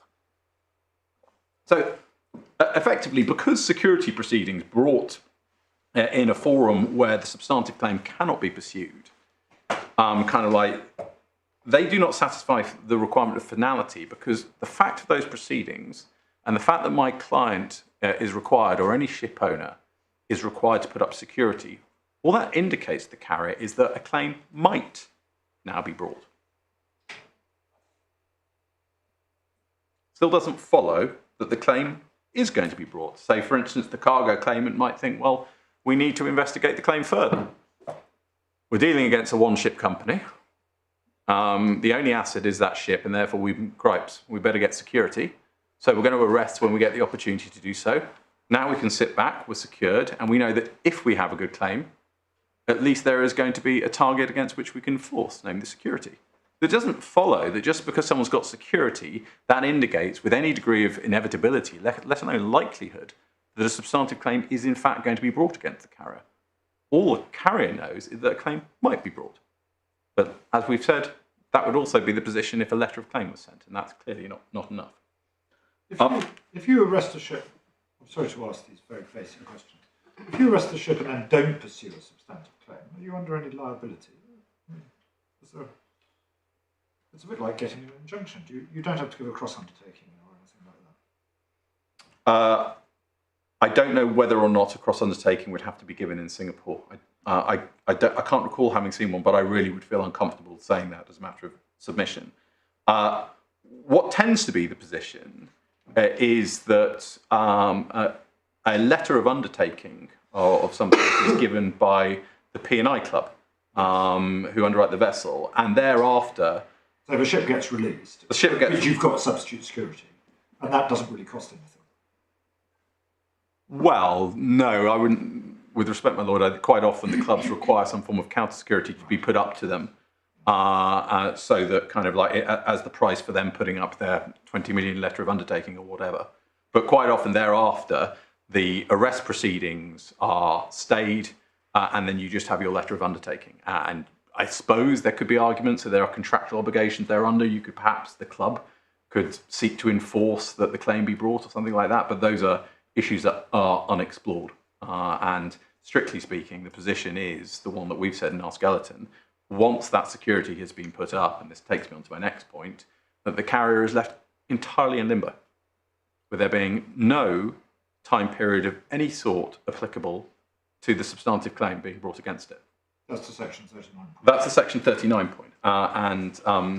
The Finrose, Mr. Justice Ricks pointed out this in the Finrose, and Mr. Gazeman, QC, of counsel, conceded the point. Conceded that yes, the anomaly, I believe as he called it, was the case, but it was accepted that the effect of starting proceedings anyway, even if they were then stayed, and even if they weren't substantive proceedings, was that Section 39 of the Limitation Act applies, and there is now no time bar.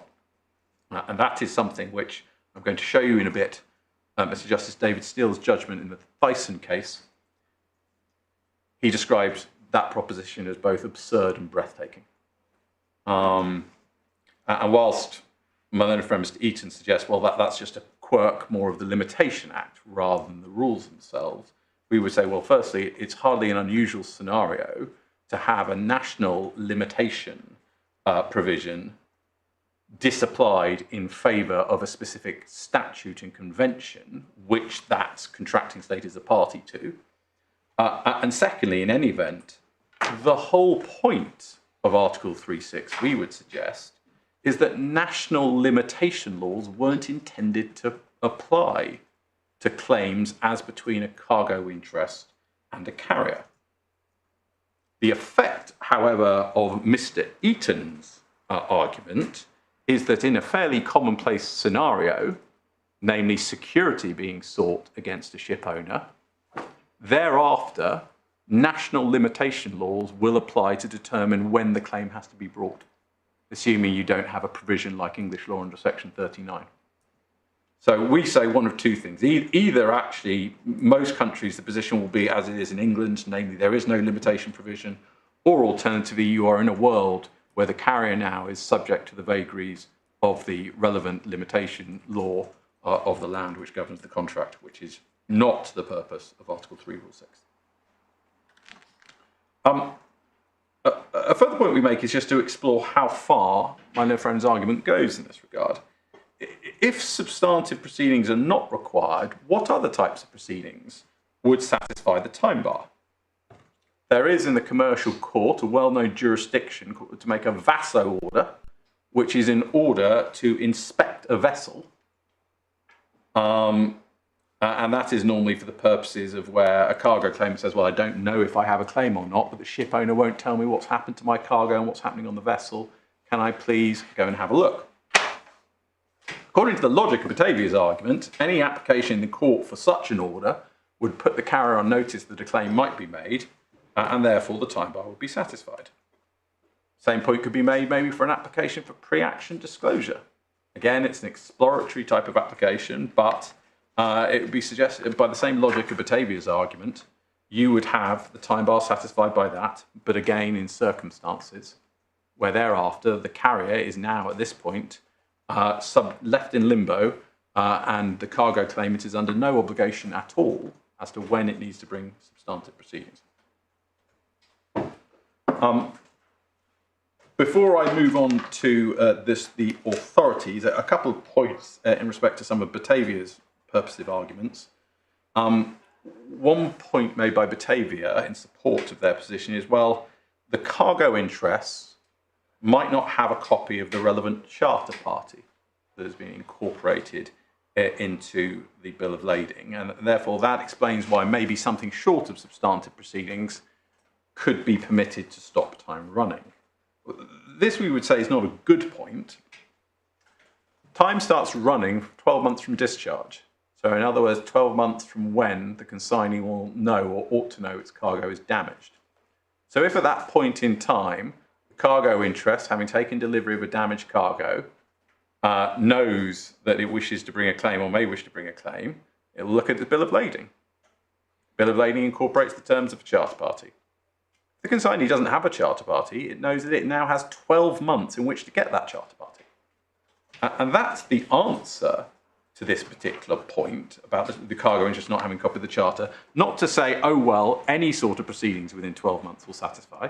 No, it's to say, well, actually, the solution to that, rather than a strained interpretation of Article 3, Rule 6, is to say, well, the cargo interests need to get on with it and need to ask for a copy of the charter. And if they find themselves 11 months and 3 weeks into the time bar not having done so, well, that's their lookout. Mr. Eaton's answer to that is, well, you're playing a game of cat and mouse where you want to arrest the vessel before you ask for the charter. Well, that's a slightly different point. So 2 points there. So this goes on to Mr. Eaton's second purposive point about, well, the cargo interest might not want to proceed without security. Let's say you're in that position, my lord, and the cargo interest both wants security first, because maybe they're going up against a one-ship company, and they also don't have a copy of the charter. Well, all that means is that you've got to get a move on and get security quickly. You can't leave it to say that you don't have security until there's 2 weeks of the time bar left, and you don't know what the charter is, and you don't want to ask for a copy of the charter because that might cause the ship owner to send their vessel to somewhere it can't be arrested. If you find yourself in that scenario, that's not because there's a problem with the rules. It's because you've waited for 11 months and 2 weeks till the very end of the time bar. Someone in Mr. Eaton's position, if his clients know that they wish to bring a cargo claim against a carrier that might not have any assets other than the ship, well, they know they have 12 months to firstly get their security, if that's what they wish to do, and then to ask for the charter party. It's a perfectly long enough period of time for those aims. And again, the problems that Mr. Eaton refers to aren't such as to justify the contrary consequences of saying that something less than substantive proceedings satisfy the time bar. I understand that it's now relatively simple to track ships around the globe because you can go on ship trackers and find them. But presumably at the time, in 1924, that wasn't possible at all. How would you know where the ship was going? How practically difficult would it be to arrest a ship? You'd have to know where it was. You would have to know where it was. So obviously certain vessels, I presume this was a position even back in the 1920s, oil tankers, for instance, went on certain routes. And you would know that they would go from oil-producing countries to countries that needed oil, so you could track them in that way. Obviously, you would have agents in local ports as well, indicating where the vessel had gone. And we said, well, actually, we saw the Taikoo Brilliance last week. It loaded a cargo of X and Y, and it was going to be delivered in this jurisdiction. So you'd use that information from the local agents to find out. So it could be done. But obviously, it's not as easy today where you can just go on a website and use the vessel's AIS to identify precisely where in the ocean it was half an hour ago, at least unless it's turned its AIS off. So it could be done, but I accept that it's obviously much easier to do in this day and age. And is the practice of Admiralty courts arresting ships, is that fairly universal among most countries, or is it England and Singapore and a few other places? I can't.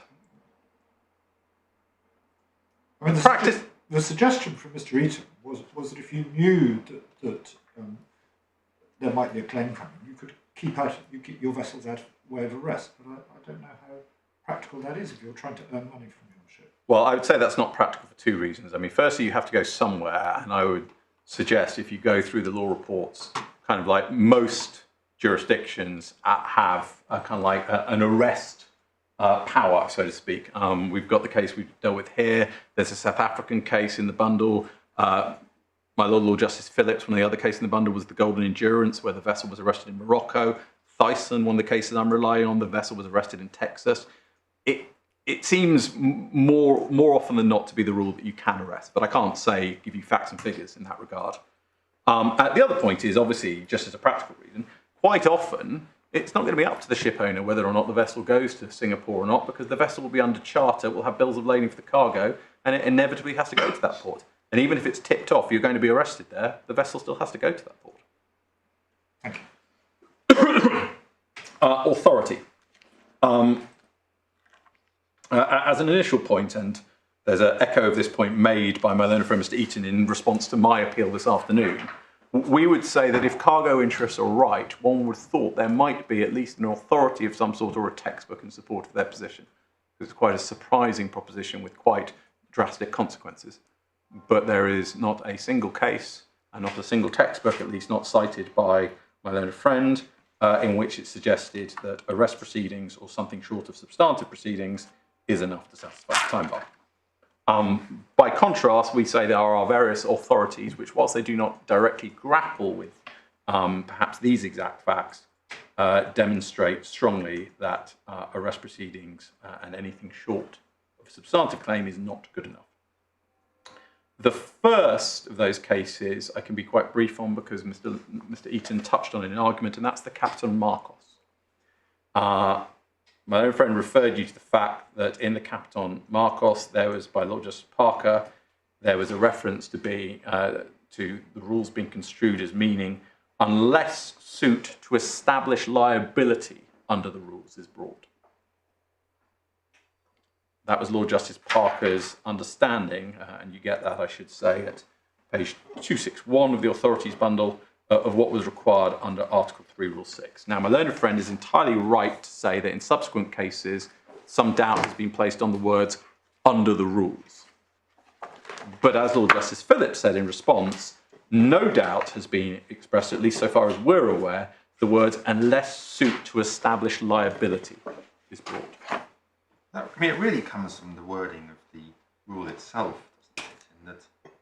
In that it says, in the event the carrier and the ship shall be, in any event, should be discharged from liability in respect of loss and damage, unless suit is brought. Well, when you're construing what suit does it mean, it seems fairly straightforward to say it must be suit to establish that liability. And my lord, yes, and that was precisely the point being made by Lord Justice Parker. Effectively, there's a symmetry there between the two bits of Article 3, Rule 6. And whilst, as I say, there is some doubt that could be made on the words under the rules, nonetheless, we would suggest his logic is unimpeachable so far as the suggestion that, well, it must be suit to establish liability, because that's what's being discharged.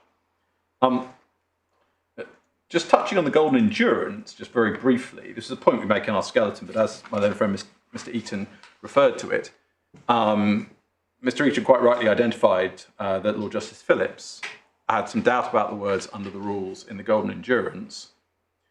Though one point we make about the case of the golden endurance is that if my then friend's argument is right before you, most of the argument before the court in the golden endurance was entirely unnecessary. As Lord Justice Phillips may recall, but if not, we have the references in my skeleton argument, the vessel was in fact arrested in Morocco in that case. And thereafter, proceedings were brought in Morocco under the Hamburg Rules, separate proceedings. And the question before my Lord Justice Phillips, at first instance, was whether or not those proceedings in Morocco under the Hamburg Rules satisfied the Hague Visby Rules. Now, no doubt, my Lord Justice Phillips heard argument on that for a matter of hours, but it seems that actually, if my learned friend Mr. Eaton is right, the very simple answer to that is, well, even if the substantive proceedings under the Hamburg Rules were not enough to satisfy the time bar, the earlier arrest proceedings, pursuant to which security was obtained, was enough. And how does that really help? Because nobody argued it, so... I suppose, my lord, it's one of those even Homer nods type points, in the sense that kind of, it would be surprising, my lord, and it's a point that we made in both reference to the golden endurance and the Al-Hani, it would be surprising, and my learned friend Mr. Eaton, it must be suggesting that Homer nodded on this occasion, if both your lordship, Dr. Foxton, QC, as he was in the Al-Hani, and all the counsel involved in that case didn't point out that there's a very simple answer here, namely that the arrest proceedings were good enough, and therefore, whatever the nature of the substantive proceedings in Morocco, it doesn't matter. But yes, that's as far as I can take it, though. The Lenny. So the Lenny, we say, is to similar effect. If I could just ask you to turn to page 324 of the authorities bundle.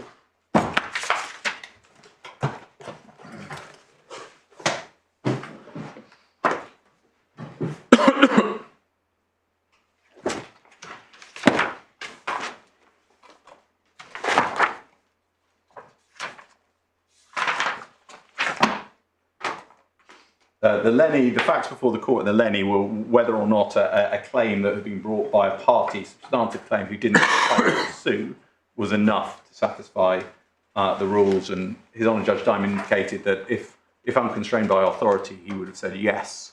But the authority of Mr. Justice Roscoe in the Columbiana case meant that he couldn't decide that. But in any event, that was the issue before him. And as my learned friend Mr. Eaton very fairly points out, it's a different issue to the one before the present case. But nonetheless, Judge Diamond, QC, was a well-noted and well-regarded authority on all things relating to the Hague and Hague Visby Rules. And if you look in the top of the right-hand column, he says this in very general terms, not just limited. Very sorry, which page are you on now? I beg your pardon. So you should be on page 324 of the authorities bundle. It should be of the judgment in the Lenny internal pagination, page 53. Thank you. I beg your pardon. And it's the top of the right-hand column, where Judge Diamond says, it seems to me that all that's necessary is that a suit must have been brought to enforce the claim within the 1 year period. And for the suit to qualify as one brought to enforce the claim, it must, I think, be one to enforce a claim in respect of loss and damage arising under a contract of carriage. Well, provided the suit has been brought to time and has been brought to enforce a claim arising under the particular contract of carriage in question, then prima facie the carrier is not discharged from the rule.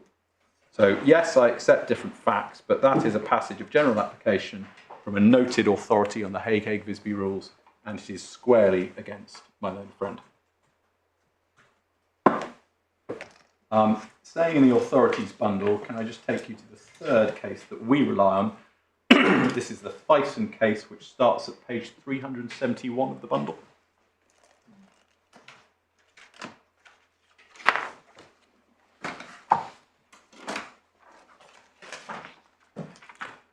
The facts of the Thyssen case are important. In that case, proceedings started by virtue of an in rem claim being brought in Texas, and the vessel was arrested, security provided. The claim was then, the substantive claim was then transferred to New York. Now, what had happened in Thyssen, the relevant bill of lading under which the ship owner was being sued incorporated the terms of a charter, but the ship owner was not in fact a party to that charter party. It was one somewhere further down the contractual chain. And it was only during disclosure in New York that the relevant charter was disclosed, and that showed that there actually was an arbitration clause that was in the charter and therefore that was incorporated into the bill of lading. So the ship owner at that point sought and obtained a stay of the New York proceedings in favour of arbitration. The cargo claimant then commenced arbitration proceedings in London. That occurred more than 1 year after the discharge of the cargo. Those proceedings were met with the argument that the claim was now time-barred and those proceedings could not be brought. There were, if we then now move into the judgment itself, two arguments raised as to why the claim was not time-barred. And paragraph 13 of the judgment on page 374 of the bundle summarises. The first one, and it's the one that we are concerned with, is that the proceedings within the United States were brought within 1 year by the right claimants against the right defendant and in a court with jurisdiction to determine the merits. Now, it's key to note what's meant by a court to determine jurisdiction on the merits.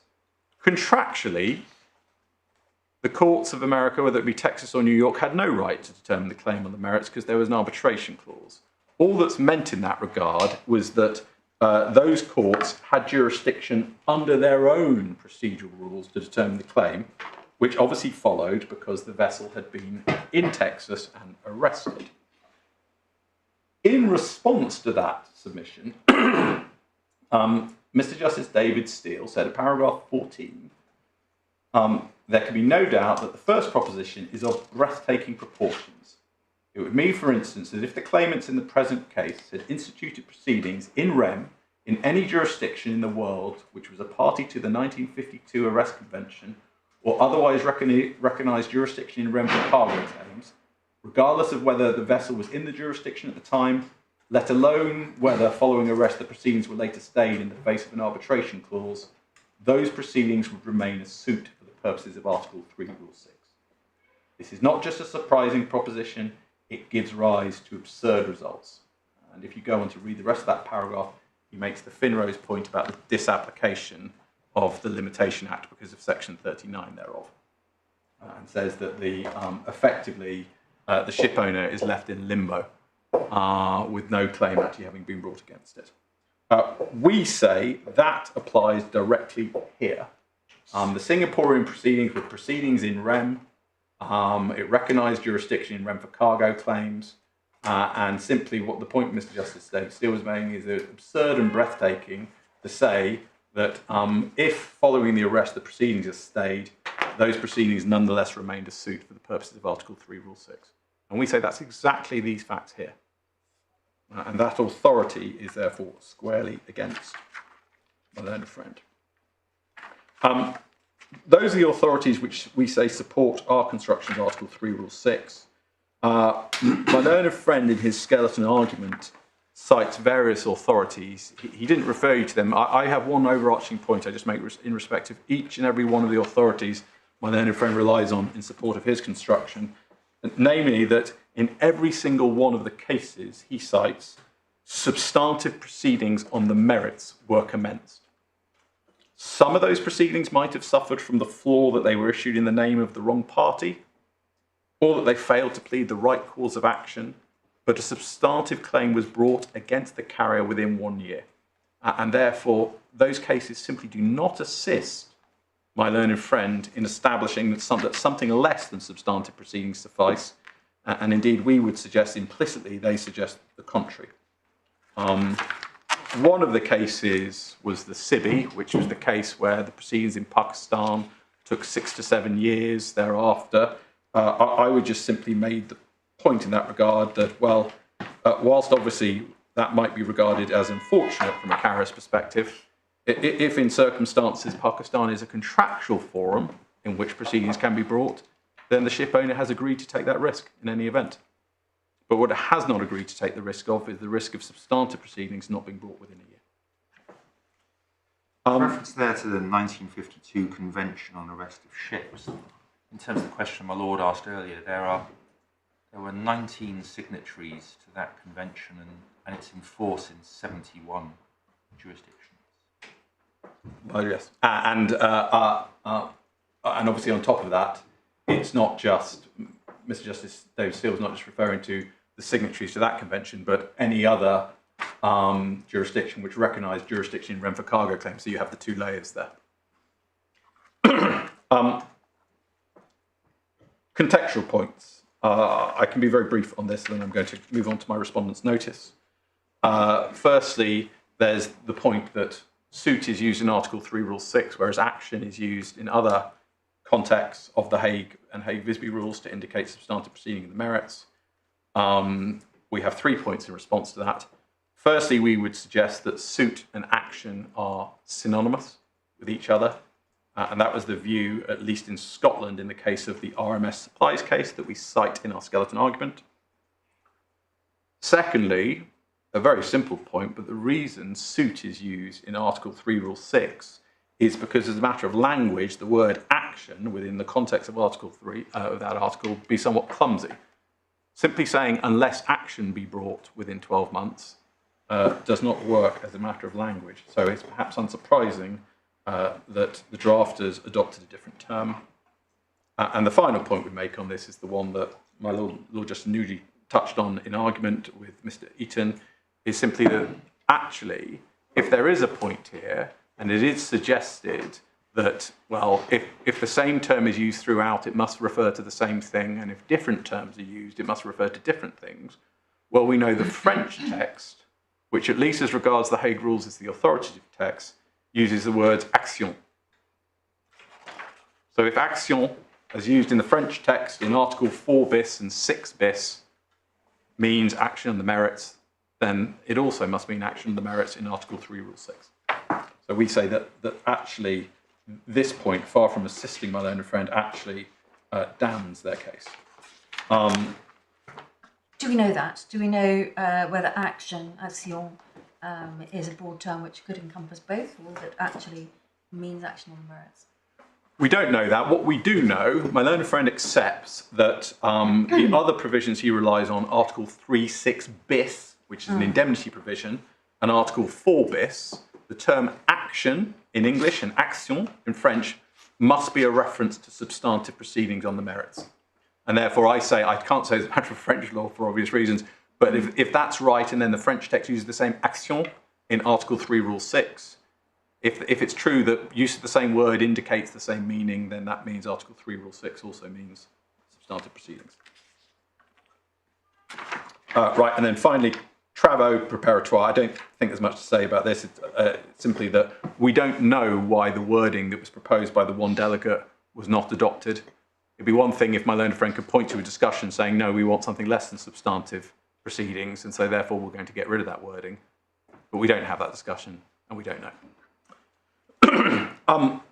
Respondent's notice. So if you are against me and find that the Singaporean proceedings, the arrest proceedings, did constitute suit for the purposes of Article 3, Rule 6, I have a second string to my bow, which is namely that according to 3 authorities, those proceedings still cannot be relied on as satisfying the time bar if, firstly, the issue as to the applicability of the time bar is being determined in separate and subsequent proceedings, and secondly, if by the time that time bar defence comes to be determined in the separate and subsequent proceedings, the first set of proceedings are no longer valid and effective. And that comes from 3 authorities. First of which, Finrose, we've looked at already. And if I could ask you to go back to it, please. It starts at page 337 of the authorities bundle.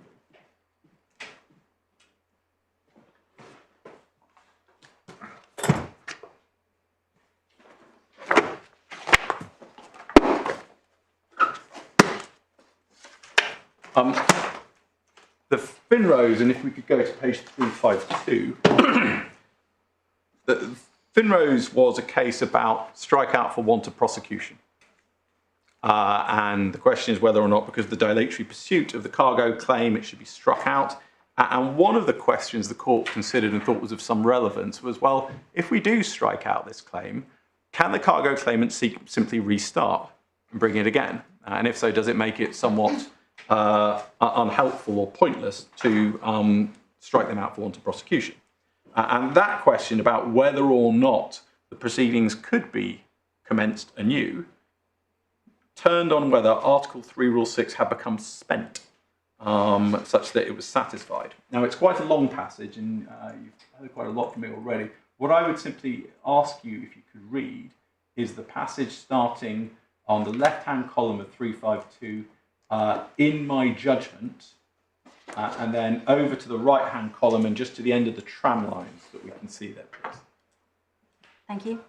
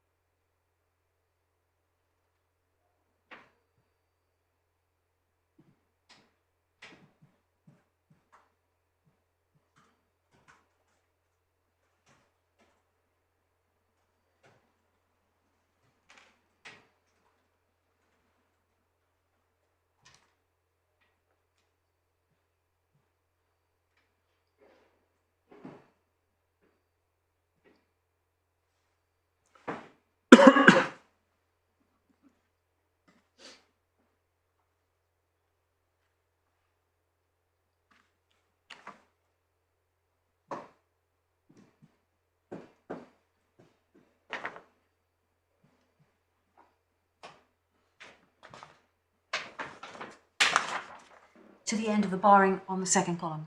Yes, yes, my lady, please. Thank you. So it's about a quarter of the way down the right-hand column, please. Yes.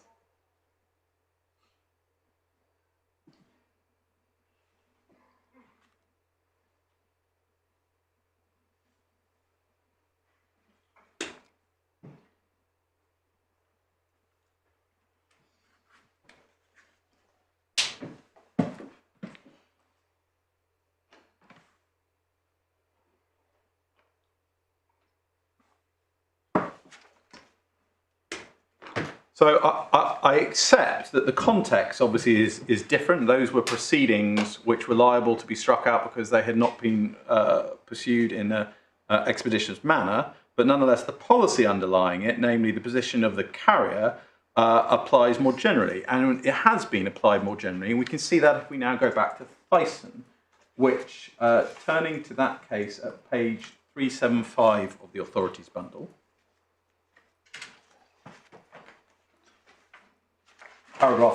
picking it up at paragraph 20 of the judgment.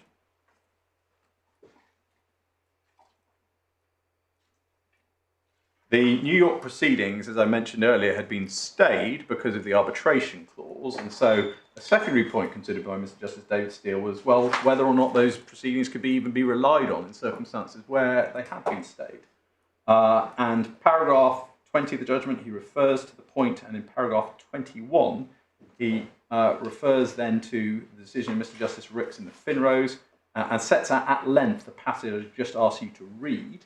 But if you could, rather than reading that passage, skip on to paragraph 22, please, on the next page.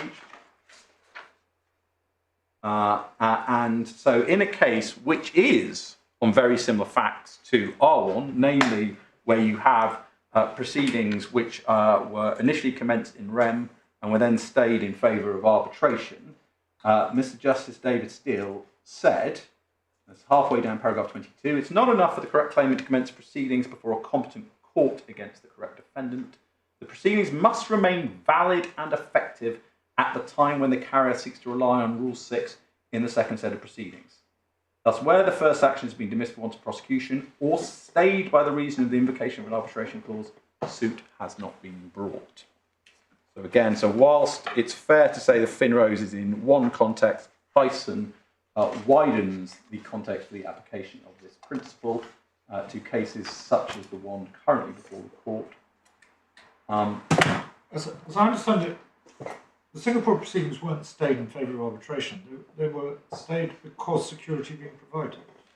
No. Or am I wrong about that? My lord, you are with respect wrong about that. So, excuse me. After, and this you can see from Mr. Cannell's award, so I'm not just giving evidence here, it was all set out in Mr. Cannell's award, the factual background. After security proceedings, security had been provided, my friend Mr. Eaton's clients, perhaps realising that we're in a bit of trouble maybe with the time bar, they did not discontinue those proceedings. They sought to pursue a substantive claim in the merits on them. My clients then had to apply for a stay of those proceedings because of the arbitration clause, and that application was fought tooth and nail. It went, we won at first instance, it then went to the Court of Appeal in Singapore, we won there, it went further, we won again. But the point being, it wasn't simply the case that Batavia said, these proceedings have achieved their aim, we have security, so we are going to stop now. They had to be forced to stop those proceedings by an order of the Singaporean court. So the position is analogous, we would say very similar to the one dealt with in Thyssen. Thank you. Final authority on this is the Al-Hani, which you've heard reference to, a decision of Dr. Foxton, QC, as he then was. And if we could pick this up, page 663 of the authorities bundle.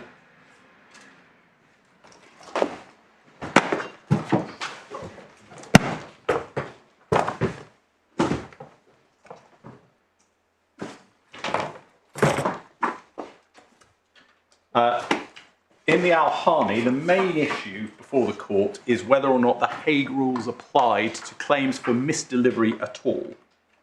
So that was the main issue in the court, but there were various other issues arising. One of them related to the operation of Article 3.6, where you have two sets of proceedings. And my learned friend Mr. Eaton, in his skeleton argument, raises various practical issues about the idea of the first proceedings no longer remaining valid and effective, such as, well, at what point in time do you determine if they're valid and effective? What if there is an application in the first set of proceedings to say strike out or stay those proceedings, which has not been determined at the time the time-bar defence is being ruled upon in the second set of proceedings? And these issues, they're valid ones to raise, but the reason why the court can be satisfied that they don't make the decisions in Finrose and Thyssen wrong is because Dr. Foxton grappled with those issues in the Al-Hani, and he gave some answers to those. So in 108, you see him citing Thyssen. Then 111 of the judgment, bottom of the right-hand column,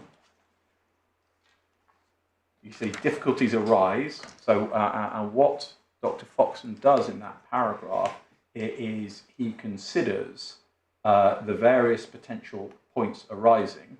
And then if I could just invite you to read the solution that he puts forward to those notional problems in paragraphs 112 and 113 of the judgment.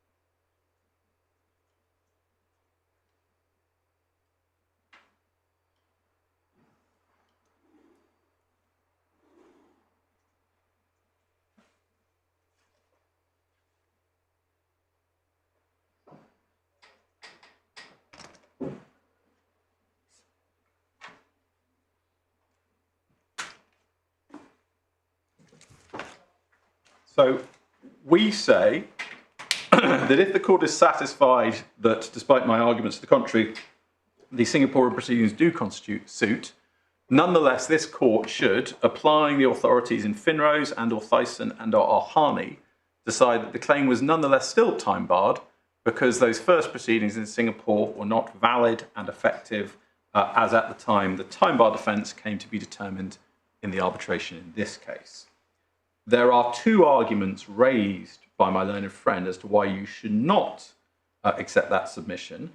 The first one is that it said that the Finrose principle applies only where the action has been stayed because it's achieved its purpose. And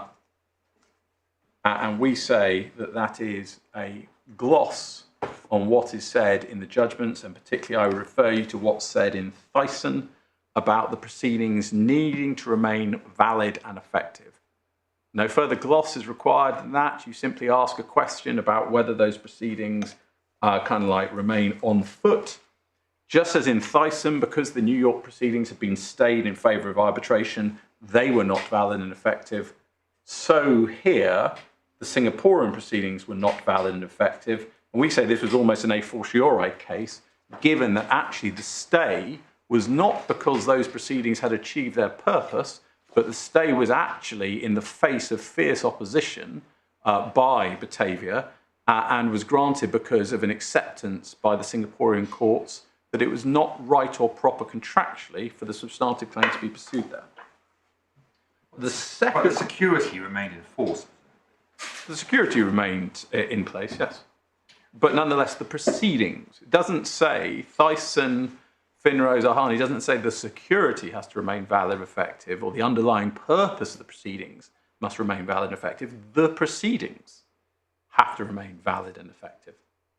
But what was stated in favour of arbitration was presumably the substantive claim in Singapore, but it's not the substantive claim in Singapore that Mr. Isham relies on. He relies on the action in rem to arrest the sister ship. And that, what happened to that? That had achieved its purpose. And if there hadn't been a substantive claim, what would have happened to it? You would have discontinued it? Well, my understanding, and again, I don't. So in Singapore, you have to bring a substantive claim, and you can arrest as ancillary relief to that standard claim. It's a procedural relief granted you in support of the standard claim. So if the substantive claim is stayed, there is nothing else in relation to the arrest or the security that needs staying as well. I could be wrong about that, but that is my understanding.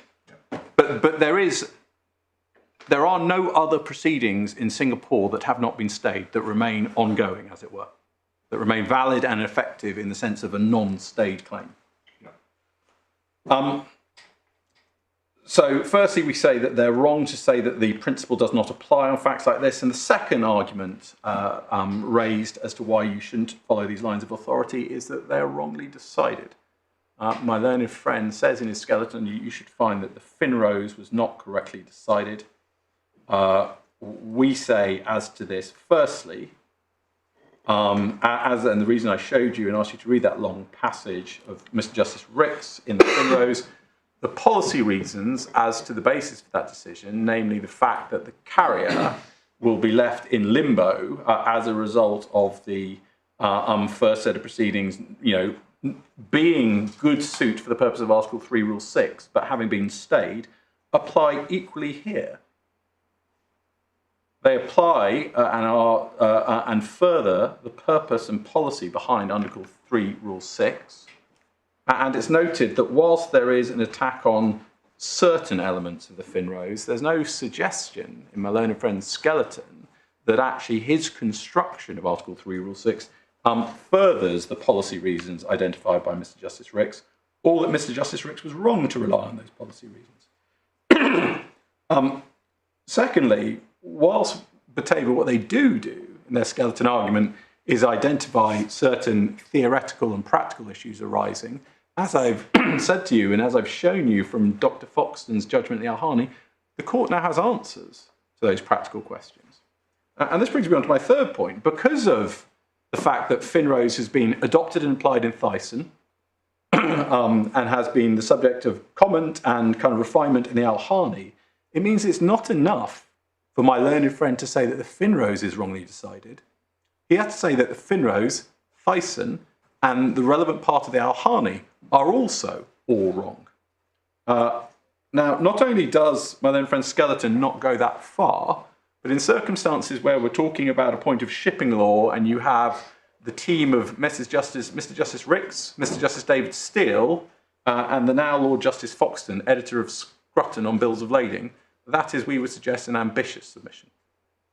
And in any event, those judgments are clearly right for the reasons given. And therefore, we say, if you are against me, at the very least, on the first point of this morning's appeal, nonetheless, those decisions, shall we say, ride to save the day for me, because the Singaporean proceedings were not valid and effective when Mr. Cannell ruled on the time bar. They did not constitute suit.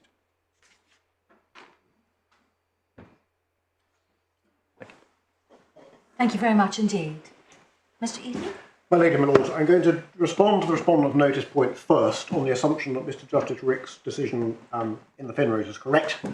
That an action which was validly brought within the year but later dismissed for want of prosecution did not qualify as suit and did not stop time running in relation to a second action which was brought outside the year. Now, even assuming that that is all right, it has no application here. Singapore action was not dismissed for want of prosecution or anything else. It was stayed.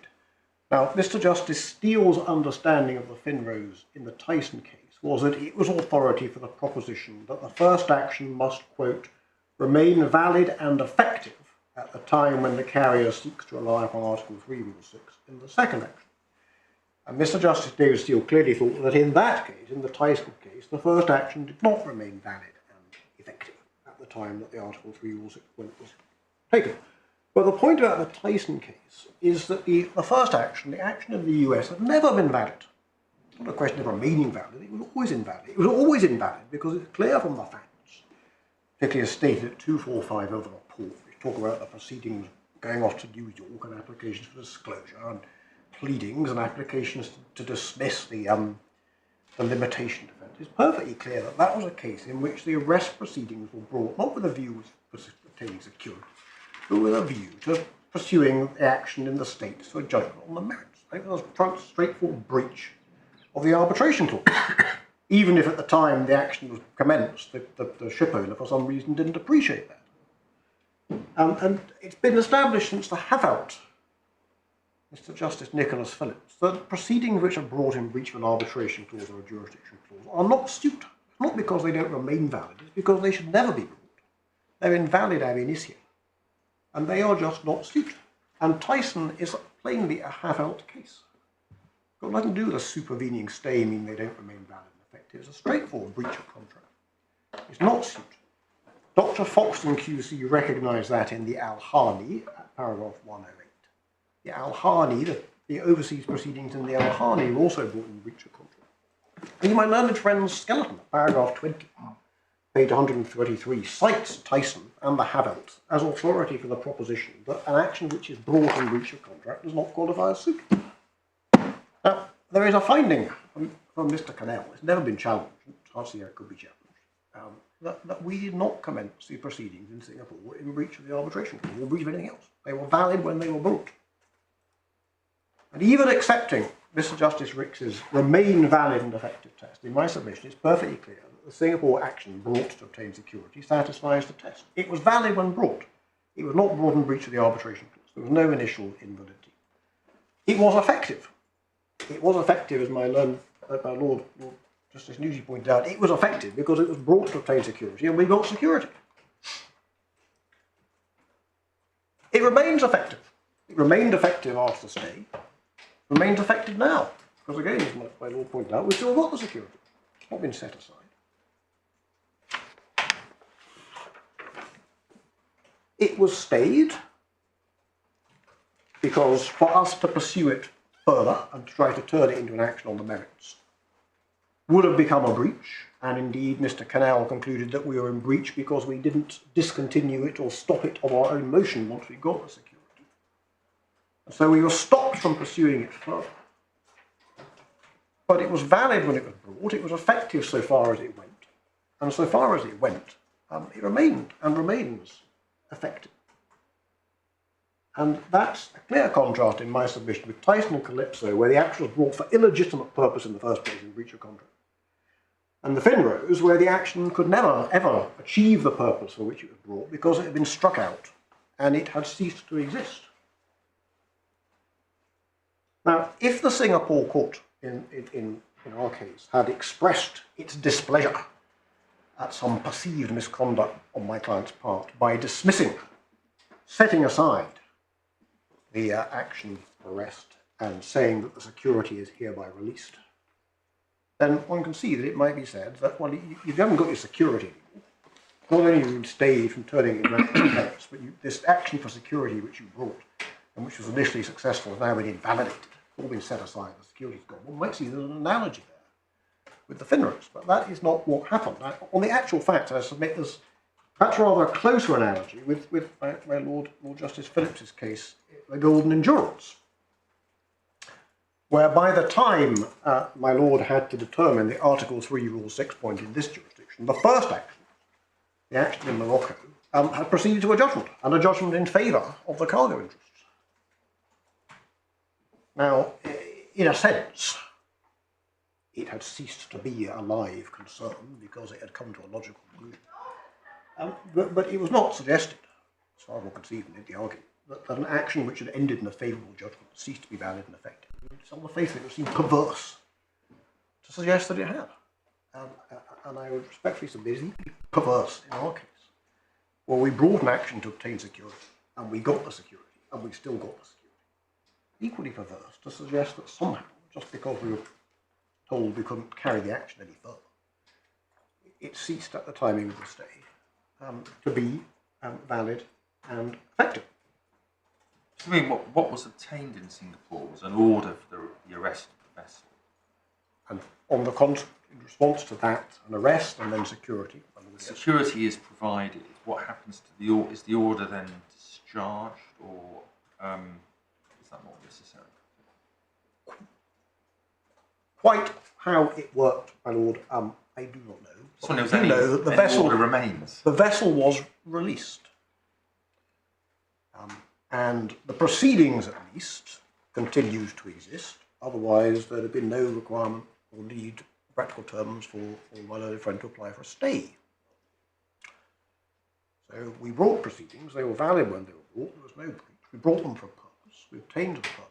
The purpose. I thought it was common ground, though, that it's a requirement of the arrest proceedings in Singapore that there is a substantive claim. So when you stay the substantive claim, there can no longer be proceedings for an arrest. Is that right?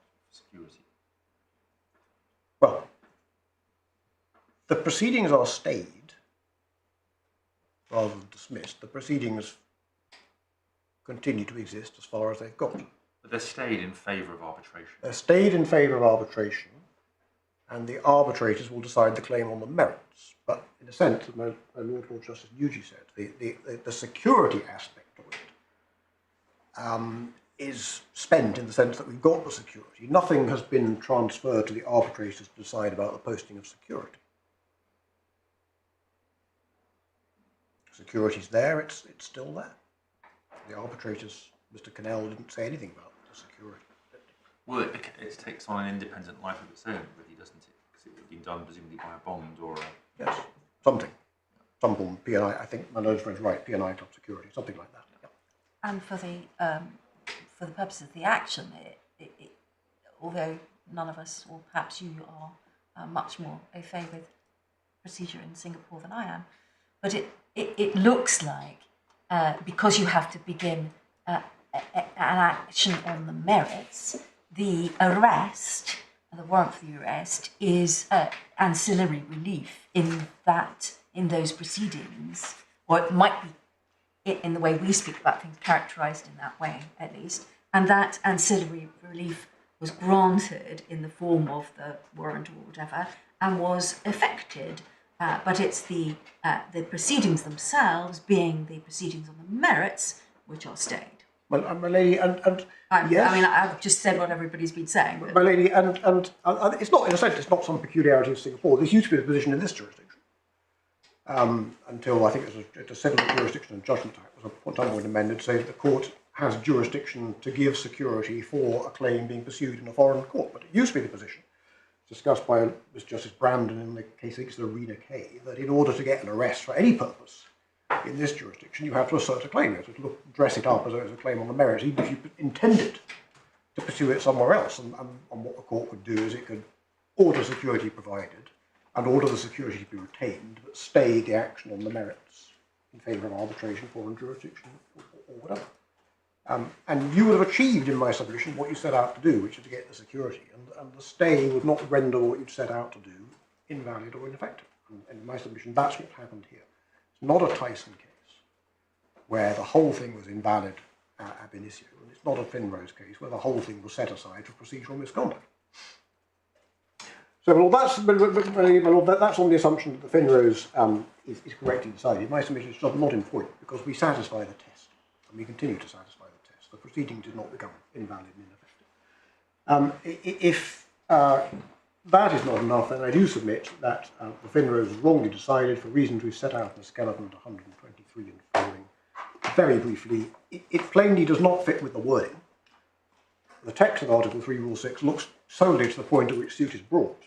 Nothing in the wording that says it's got to continue to have a life of its own thereafter. Secondly, it does involve some element of mental gymnastics, because it supposes that an action can qualify as suit brought when it's commenced, and then somehow subsequently in the light of later events can retrospectively cease to be suit brought if it's set aside for delay. Presumably it can then be reinstated if the order setting it aside for delay is overturned on appeal. It all becomes quite complex.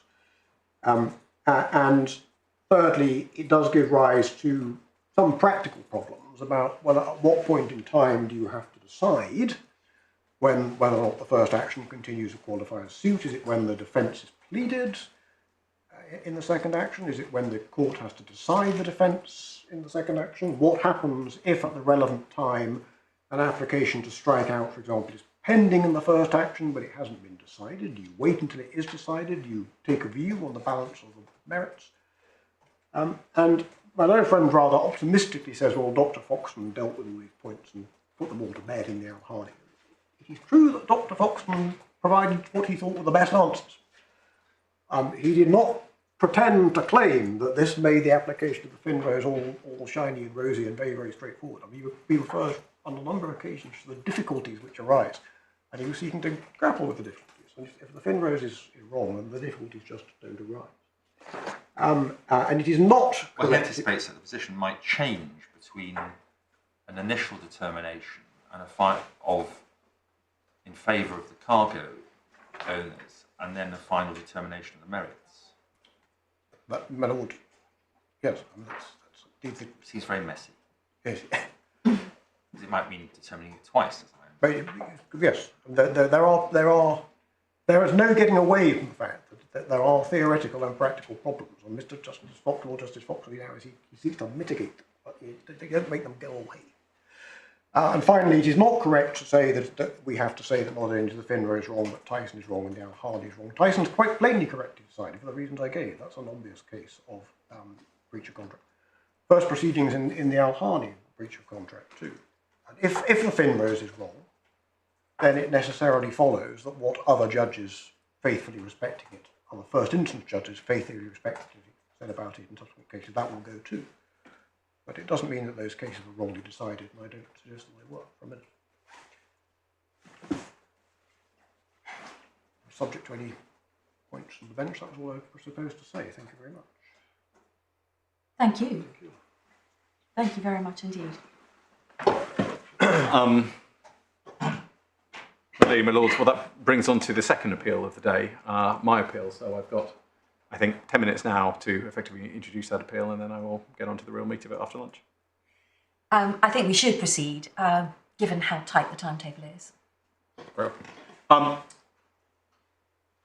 so if the action brought by Batavia is notionally time barred because suit was not commenced within 1 year, there is an issue between the parties as to the exact scope of the time bar. That issue arises because the Hague Visby Rules only applies to goods with a capital G. The definition of goods with a capital G excludes cargo which is carried on deck and which is stated as being carried on deck in the relevant contract, i.e. the bill of lading. And the question arising here, where, as is common ground, some of the cargo was in fact carried on deck, is whether there was a sufficient statement in the bill of lading such that those goods carried on deck did not constitute goods with a capital G, because if they did not constitute goods with a capital G, the Hague Visby Rules doesn't apply to them, and my clients can't rely on Article 3, Rule 6. And that is the issue in a nutshell. I was going to start by showing you the bills of lading, if I may, just to make a good point about how this arises. There are 4 bills of lading, and they start in the core bundle at page 76. Now, the bill of lading we see at 76, and I can talk whilst I'm returning to that, because the bill of lading at 76 you don't need to concern yourself with, because all of the cargo covered by this bill of lading, 1 of 4, was under deck. It's only at 78 of the bundle that we get to one of the relevant bills of lading. Now, if you can turn to 78 and then look in the middle of the page, in the large box, as it were, shipper's description of goods, you can see that there are New Zealand pine logs, and these all have been split up into individual lots. For each lot on the far right-hand column, there are two pieces of information, right-hand columns, sorry. There are two pieces of information given. Firstly, pieces, PCS, and secondly, the cubic meters in JAS. Now, JAS means Japanese Agricultural Standard. It is a cubic meter measurement used to calculate volumes of logs. So you have a unit for volume and you have the number of pieces. Now, one point which is of considerable importance, in fact in this case, is that you can see just from the pieces and the cubic meters given that these lots are not of homogeneous size. Take, for instance, lot number 1, the very first one. There's a little under 500 pieces, 497, and you have a cubic meter volume of 142. By contrast, the next lot has considerably greater number of pieces, 1,233, but the cubic meters for this is only 20 cubic meters more, 161 cubic meters. Now, that indicates to you that the pieces were not of the same size and all of the pieces of logs that made up these individual lots were of different volume. Going down now, the bottom of the page, you have at the bottom the total pieces, 28217, and the total in cubic meters. And then just below that, there are, in brackets, a couple of lines below, of which 22994 pieces on deck at shipper's risk, the carrier not being responsible for loss or damage howsoever arising. Now, that is the on-deck statement that is relied upon by Batavia as meaning that Article 1C is engaged and that these are not goods. And what I would draw to your attention is that the relevant statement simply identifies the number of pieces, but makes no attempt to identify the volume of the logs which are being carried on deck. And because, as I've shown to you, the cargo is not homogeneous, it is not possible to calculate the volume of the cargo carried on deck. Now, the reason this point is of some significance is that, as I'm going to endeavour to show you after the lunch adjournment, Batavia has effectively conceded in its skeleton argument that in a scenario such as this, where you have a genuinely non-homogeneous cargo, Article 1C of the Hague Visby Rules requires the provision of more detailed information on the face of the bill of lading than we have here. And that's a point I will make good after lunch. Just showing you the other relevant bill of lading, if we can go on to page 82 of this bundle, please.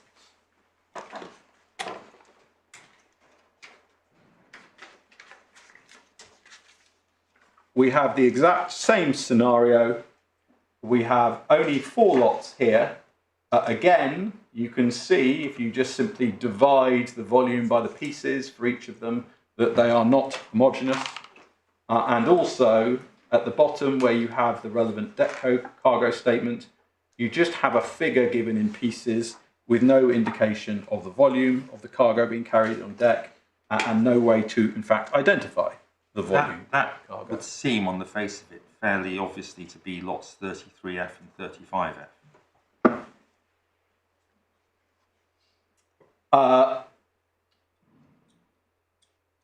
It's not, well, I take the point as a matter of arithmetic, but there is no evidence before the arbitrator or findings of the arbitrator that those were the lots in fact being carried on deck and that the parties understood that those are the lots being carried on deck. Well, I think that's not correct as to the first point of your statement, because he has an appendix to this award which identifies which lots are carried on deck, and it includes certainly 35F. Well, I was just going to, my next point was going to be to go on to see what exactly Mr. Cannell held in his award. So I will deal with that in due point. But but subject to your point, Mr. Lord Justice Nugee's point about the appendix, there is no finding, at least finding of fact in the main body of the award to this effect, and there was certainly no evidence led that this was what was understood or finding to that effect. And in any event, to the extent that this point goes anywhere, it only concerns this bill of lading and not the earlier bill that I showed. That I understand. The question, as I understand it, is not what the parties understood, but what was stated on the bill of lading. The definition of goods requires two things. Firstly, that the goods be carried on deck, and secondly, that they be stated to be carried on deck. Whether something is stated is what one would have thought, what's on the face of the bill, not what someone understands. It's what you can tell from the bill. Yes. And my Lord's point is that with this one, much more difficult, it may be impossible with the other one, but with this one, it's not actually very difficult to see that the 11092 is almost certainly the last two lots. Well, there is a difference, though, we would submit between whether something is stated on the bill or whether it can be deduced from the bill as a whole. And the rules require a statement on their face. Okay. So I take the point, but the rules don't require the carrier to leave a trail of breadcrumbs and say, well, actually, we're going to identify for you the number of pieces. And if you look above and get your calculator out, you can identify which those pieces are. The rules require the on-deck statement that we have at the bottom, where the brackets to state which piece, to state there which cargo is being carried on deck. And in any event, this point we'll explore a little bit after lunch. As I say, only goes so far because it applies to one bill, but not to the other bill. Yes, well, no, I understand that. Can I just mention as well, in case, just before the short adjournment, in case it's something you need to think about. The appendix we're talking about is at page 72. And this is the calculation of damages. And I think it seems to be on the basis that lots 33 and 34 were on deck. Is that right? Well, certainly part of them. Yeah, I'll have to think about over lunch, but I think, Lord Justice Phillips, you're right in the sense that the finding of Mr. Cannell was only that a claim could be advanced for the cargo that was carried on deck under these two bills of lading, and therefore the only relevant lots which could be the subject of an assessment of damages are those lots which were on deck. But the strange thing is that lots 34, 33 and 34 are on the bill which doesn't have anything carried on deck. Yes. On page 80. So how could you award damages for it? Well, it might be said that there were certain findings of facts that my clients would have liked to have appealed in this award, but they were unable to appeal. But yes, obviously, cargo that was carried under deck and which was covered by a bill of lading which solely was for cargo under deck could not have been the subject of an award of damages. Well, yes, but why do you say it's a factual fact? I mean, it's clearly a factual finding that 2.449 cubic metres of lots 33, 34 and 35 there were carried on deck. You can't challenge that. That's a factual finding. But the award of damages is not a factual finding. It's a consequence of applying the law to those facts.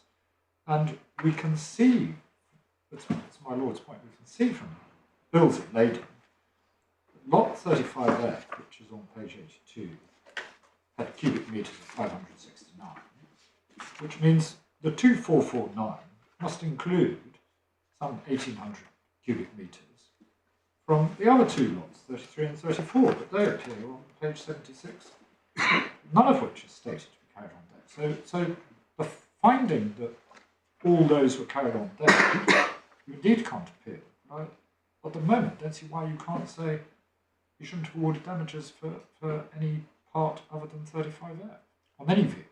Well, my lord, I do see that. Well, perhaps the long shot of that is maybe my clients have missed a trick in that regard. But anyway, we will consider it over the luncheon break.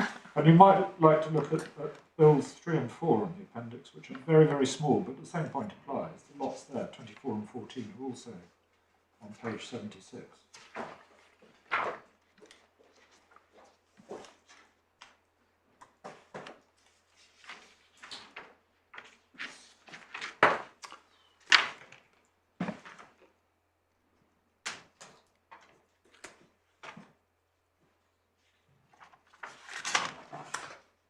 That's Thank you probably very an much. appropriate If moment. that's an appropriate moment. I don't know if it may or may not help at all. I'm not sure. I just raised to mention it. I mean, the court will see from paragraph 72 that there are bills and lots.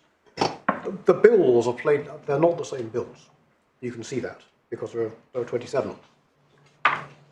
Sorry, I haven't followed that. Please say that again. If you look at page 72, my lady, Yes. the first column is bill. Yes. They're not the bills that we've just been looking at. But the lots No. are presumably the lots. So that maybe the lots aren't the same lots. Who knows? As my learned friend says, this is not explicit in the award. This part of the award has never been challenged, but it is clear that the bills are not the same bills. And Mr. Cannell is clear about that because he says that these are the specious bills which were created at Canberra. And he is referring to what is mentioned in the specious bills. And so it may not necessarily be safe to assume that they are the same lots either. Well, a lot of them are the same lots. Well, they have the same cubic They've got the meters. same numbers. No, a lot of them have the same cubic meters for the lots as are shown on the true bills. But Well, we'll leave that, I think, for further consideration at 2 p.m. Thank you. Court rise at evening.